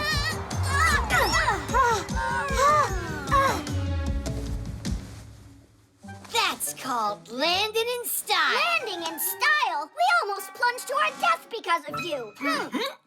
Uh-oh. What is going on in here? Grandpoos, we were just, Cutting school, I believe. Aha. Quite original. Whose work is this? Oh, well, hello there. Hi there. This is our parachute. And these are our new friends, Tweak and Geek. Only the other way around. Twins? Fantastic. And at what school did they teach you to do that? We get homeschooling. Aha. You can learn plenty of new things without having to study at a school. There are human children all over the world that are homeschooled. And some Fixies, too. Both of these ways have pluses and minuses. For instance, you might not get called on in a class with lots of pupils. But at home, where you're always face-to-face with the teacher, you've got to be well prepared. And what about having classmates, you wonder? Isn't it more fun to study together? Well, when I was a schoolboy, I actually loved to hide from my classmates on occasion so I could wrestle with a difficult problem in peace and quiet. The truth is, the most important thing is not whether you study at home or at school. What matters most is that you give it your best no matter where you're studying. You know what? You think you might like joining our class? We could really use students like you in there. Do you have pack-a-mats for us? Yes, you'll get them, only after the exam. And fixie boards? Those you can pick up right away. The shirt. Hey, wait! I came up with another joke. A fixie clown got kicked out of the circus for acting screwy. Get it? A fixie screwy. Come on, Geek. We gotta go now. That iron won't clean itself. Oh, wow! Is that cotton candy up there on that stick? It's just plain old cotton. I was kidding you. It's what they make clothes out of. Wrong. Cotton balls just grow into clothes. Is that true? You see this ball over here? We can grow a whole shirt out of it. Right, Geek? And the timing's perfect. We could get a great harvest out of this one. But we gotta go clean that iron. That stinks. How about this? We'll tend to the shirt here, but the iron's on you. What do you say? But I want to see how you guys grow it. You mean you want us to do all the work and you just get to watch? Is that fair? All right, I'll go and do it. Woo! That was a lot easier than I thought. I can't wait to see his face. People love to buy clothes, but not everyone takes good care of them. If their clothes get stained or ripped, they'll just throw them out. A ton of things end up at the dump for no good reason. To reduce all of that waste, you need to wear your clothes with care and handle them properly. Don't wash your clothes too often or in very hot water. The same goes for ironing. By the way, if you dry your wet clothes on hangers, then you won't need to iron them at all. And if you do have something that can't be cleaned or mended, don't just throw it into the trash. Take it to be recycled instead. Those old things can be turned into a car seat, building materials, or some new piece of clothing. Cool, isn't it?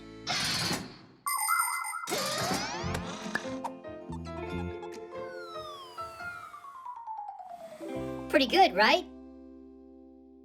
So let's start the show. It's growing! Great! All right! Keep going, keep going. Keep it up, just a little more. Come on. Pull. So, did it grow yet? Where's the shirt? I don't see it. That's just a thread, you guys. It's because we just started. And what about you? Did you clean everything? Then you need to get back to work. Oh, break time. Break time? What do you think we should do next? Did it grow yet? I think you should check back when you've finished half of the iron. All right. You really got him good.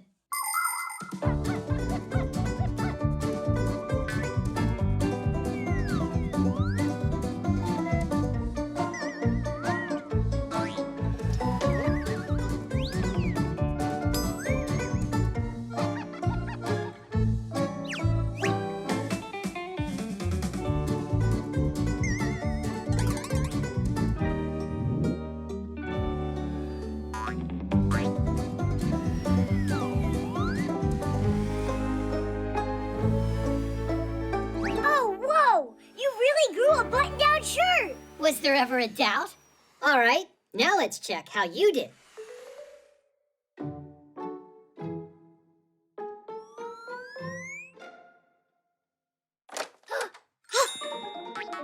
Wow! Mom bought some new shirts. Nolik? Katya, I'm sorry, but you're wrong. They were grown by Tweak and Geek. Funny, you're joking, right? No, I saw it with my eyes. They grew from the cotton. You mean this was all a trick?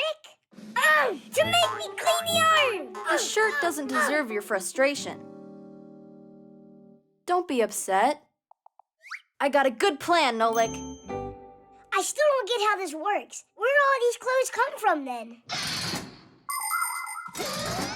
Cotton is grown in fields. People collect it and pull it into thread.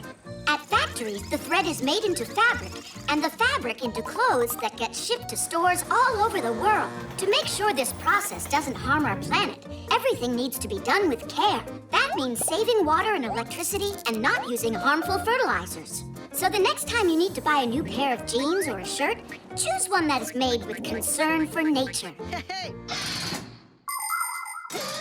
Nolik, you are a champ. It's totally clean. Tweak, Geek, come over here. We got a lot of work. It's time to harvest socks. What? You don't want your Fixie friends to end up without them, do you? Seriously, Nolik? Yeah. And after your socks, we can harvest your pants. All right, you got us. Nolik, how about we do one of your chores for you now? Mm-hmm. No more tricks. Sounds good. But first, we harvest the socks. Perpetual motion. We're the first ones here. Nobody's too excited about learning today. Hi there, Tweak. Hi there, Geek. Bye, Tweak. Bye, Geek. We got school now. Where are you going? Digit is taking a well-deserved day off. Huh? Take a look at what he made. Wipers to clean glasses off? That's what he thought of? If you just make a thing like that, you can get off of school for a whole day? Let me see you come up with something yourself. Actually, we've been working on something already. Whoa! You two were making your own invention? Yeah, only it's cooler than your wipers. How interesting. Can you bring it into class? Yeah, tomorrow. No problem. That'd be great. But for now, you've got a lesson.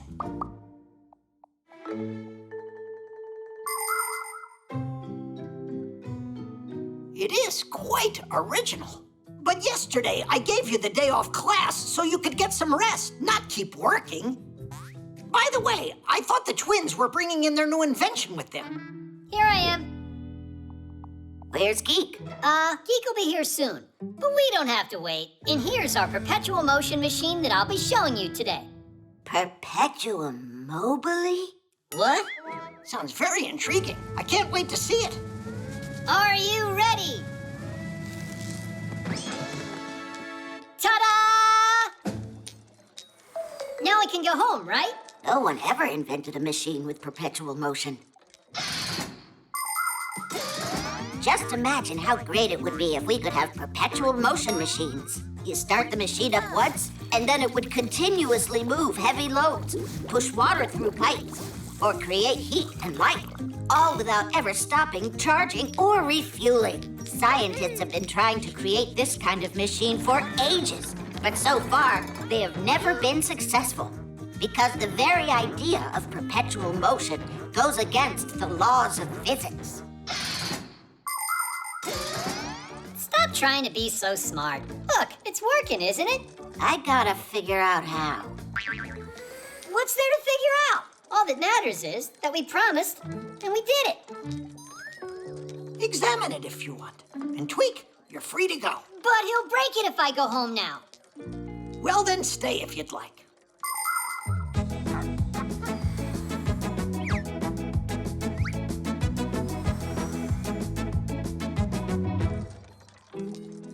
I still don't get how they made this work.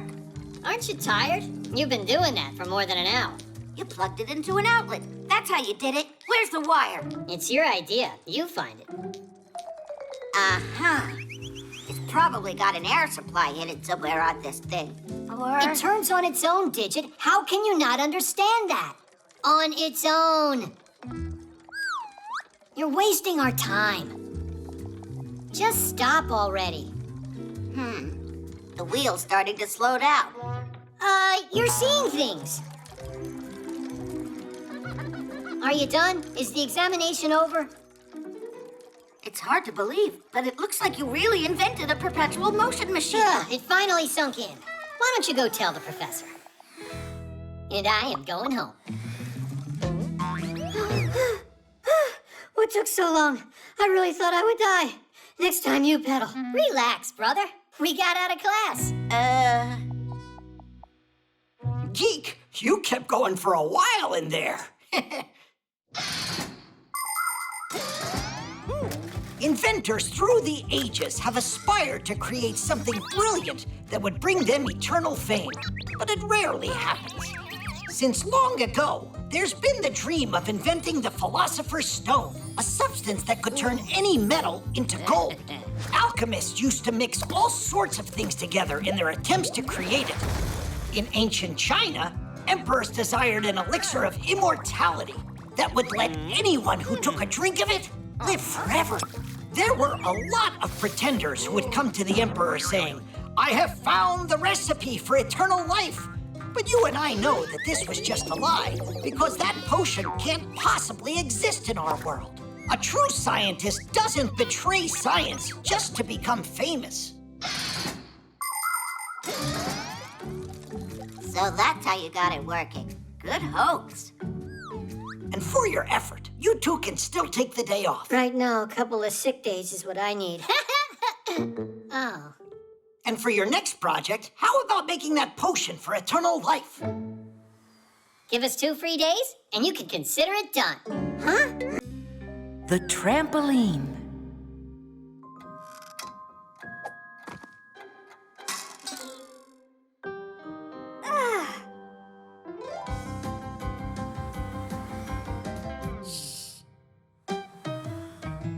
Tula, do you know where Simka is? Uh-huh. Found you, Simka. Tula, why'd you tell him where I was hiding? Huh. Hey, what's going on? I'm in a bad mood today, that's all. Then play hide and seek with us. That'll make your mood get better. It won't do anything. I'm gonna be in a bad mood today. That's what my horoscope tells me. What? That's a joke, right? Fixies don't believe in all that nonsense. Some people believe that the stars and planets have control over what happens in our lives. If you slip on a banana peel, it's Jupiter's fault. If you win a competition, say thank you to Mars. People even make up horoscopes or predictions to try and figure out who's going to be lucky on a given day and who's not. Of course, it would be nice to know what the future holds beforehand. But to this day, scientists have still not found any evidence that horoscopes can actually predict the future. Obviously, some predictions can happen coincidentally, but we shouldn't count on those predictions coming true. Everything is in your own hands.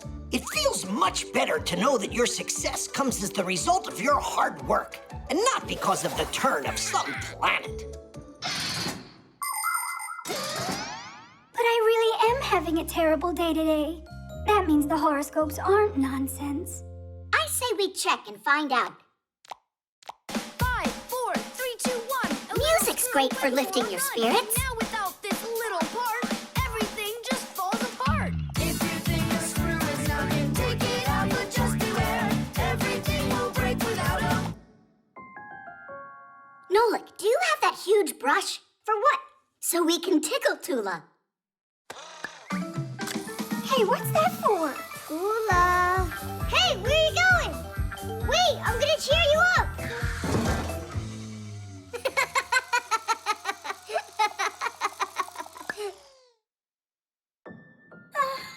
How about we make her a fun house?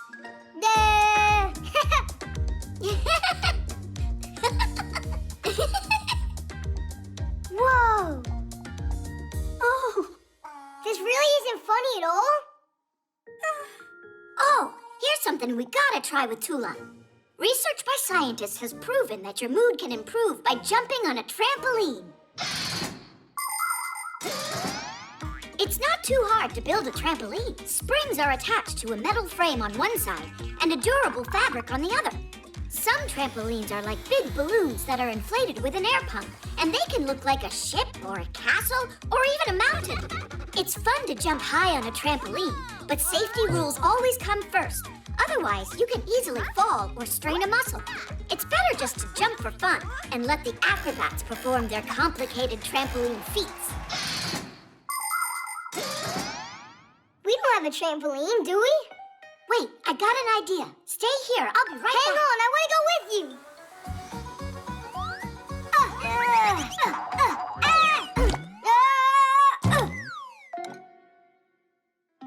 It might work.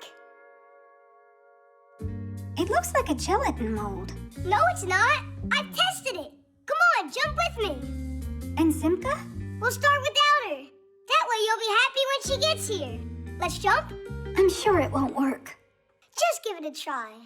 On the count of 3. 1, 2, 3! Help! Save us! Nolik? Yeah! A horoscope against a trampoline. It's not a fair fight. But that's not a trampoline. It's a dessert. What's the difference anyway? It's like I already said. Today the whole world's against me. What is this? Whoa! Look, I'm flying! Where's that bad mood of yours that you said was predicted by the horoscope? Huh? It went away! Told ya. And just so you know, Digit's the one who built you this trampoline so you'd feel better. Digit, you're splendid. Actually, today's horoscope also predicted that it's gonna be... Tula, you can't help yourself, can you? The swing.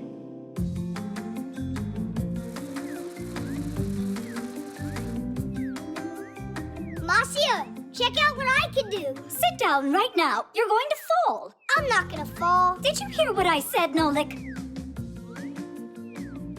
There's no need to worry at all. We're right here with him. Oh, yeah.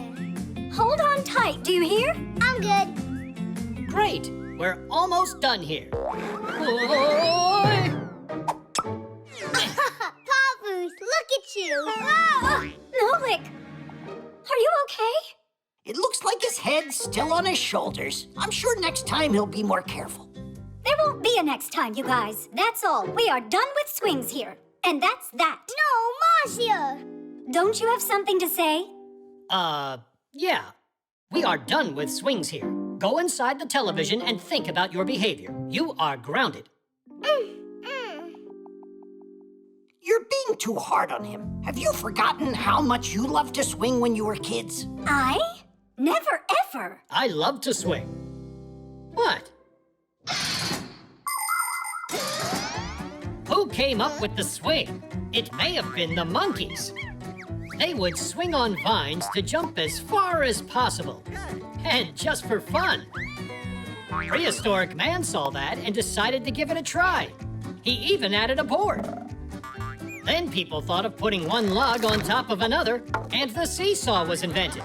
Many years have passed, but the basic designs haven't changed. Only the materials are stronger now.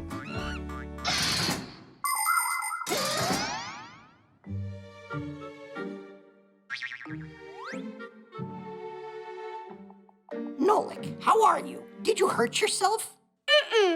Maybe we could play a chess game.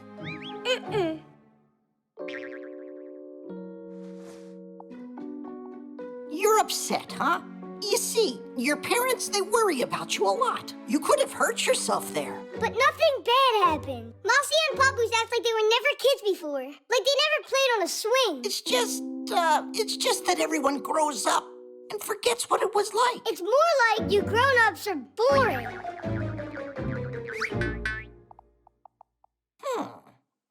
Boring, he said.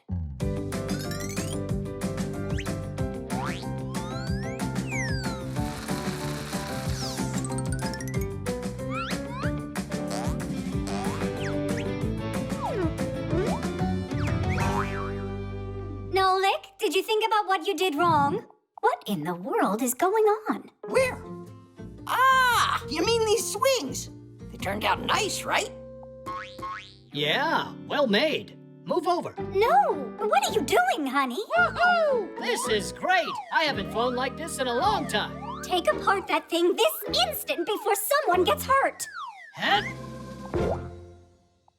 Marcia, why don't you give it a try? Visit your childhood. Foolishness. I'm not doing this. I don't want to. Only not real high. Don't push that hard. Make it go higher. Are you sure you won't fall? I won't. Don't worry. Marcia and Papoose met each other at university. At the time, Marcia was working at the library, keeping the computers running smoothly. One evening, when nobody was left in the building, she noticed a lamp still lit in the center of the hall. She flew up to the lamp to turn it off and saw a book on the table about space with a Fixie studying it intensely. Papoose was so absorbed in his studies that when Marcia approached him to say hello, he jumped in fear. They spent all night sitting on a windowsill. He was telling her about the stars and about his dream to visit a faraway galaxy. And that's how they became friends. What happened next? I think you know about that.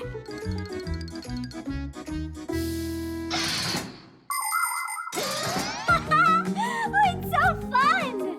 Woohoo! Marcia! Oh, you're swinging? You said we can't have a swing in here. This isn't fair. No, Lick. I didn't mean to. I was afraid you'd get hurt and made a mistake. Sometimes adults can act really annoying. So, now I'm allowed to swing? You're allowed. Just hold on tight this time around. Of course. I don't want fall number 2.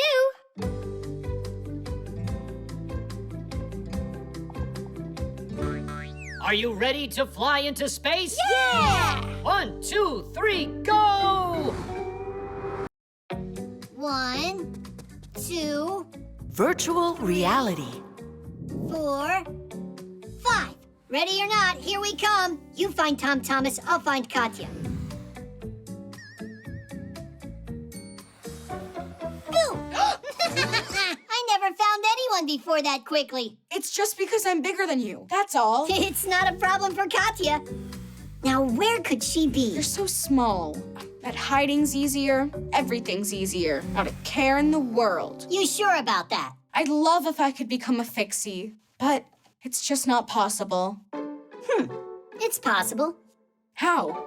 If you put on a pair of virtual reality glasses. Oh, yeah! Katya's got a pair of them here. She's gonna be so upset she wasn't here when you used them. Yeah? Well, you won't be able to find them without me. Oi.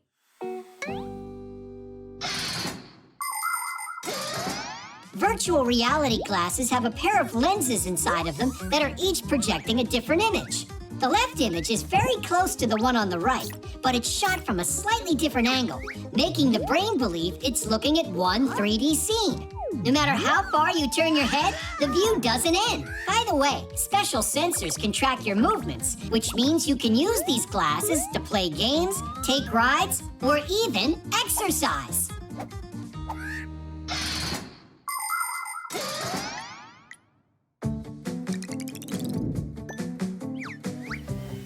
The game's done. What we made for you is so cool. You'll love it. Now we'll see what kind of Fixie you'd be. You need to get to the kitchen on your own and then fix the toaster. You get 5 minutes total. I'll need only 3. Turn on the game. Ah, whoa! Everything's so huge.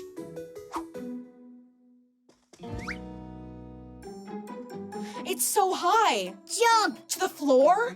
Like I said, he won't get through a minute of this. Tadish! That wasn't too hard. Now try getting to the stairs. It's only 3 steps to get there.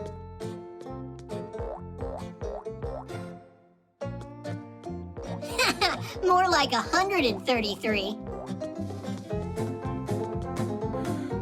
Run, Tom Thomas, faster! Woo! Oh, where are the Fixie boards? A Fixie can solve any problem with quick thinking. Tom Thomas, there's a rope in front of you. Grab it. Whoa! Whoa! Ah! We should try doing that sometime ourselves. Ah! Chusaka, hi there. Chusaka? In our home? I was joking around. Huh? Hey, it's me. Don't celebrate yet. You still got a toaster to fix. You've only got 1 minute left. But I don't have a pack-a-mat. So? Just another joke there. Help me! Help me! Run inside the toaster! You're a Fixie! It's dark in here, and my hair doesn't glow. Save me! I don't want to be a Fixie anymore. That's enough! The first glasses for seeing three-dimensional pictures were invented as far back as the 19th century. That device was called a stereoscope. Doesn't it remind you of something? Today, people wear quite similar glasses when they watch 3D movies. But let's travel back in time to the last century. It was then that the first entertainment attraction with virtual reality was built. When a person would put his head inside of the machine, he could have found himself feeling like a racer. He'd see the picture, hear the sound, and even smell the scene. And the chair he was sitting on would vibrate. Today, it's not necessary to sit in one place. You can just put a helmet on your head, grab a pair of sensors, and be right inside the game. Save me! Save me! Time's up. You can take the glasses off. Who am I? Where am I? So, is it easy to be a Fixie? Not a care in the world. Actually, I would say being human's easier. I've got another game for us to try. At least I won't have to hide from anyone in this one. No! Not again!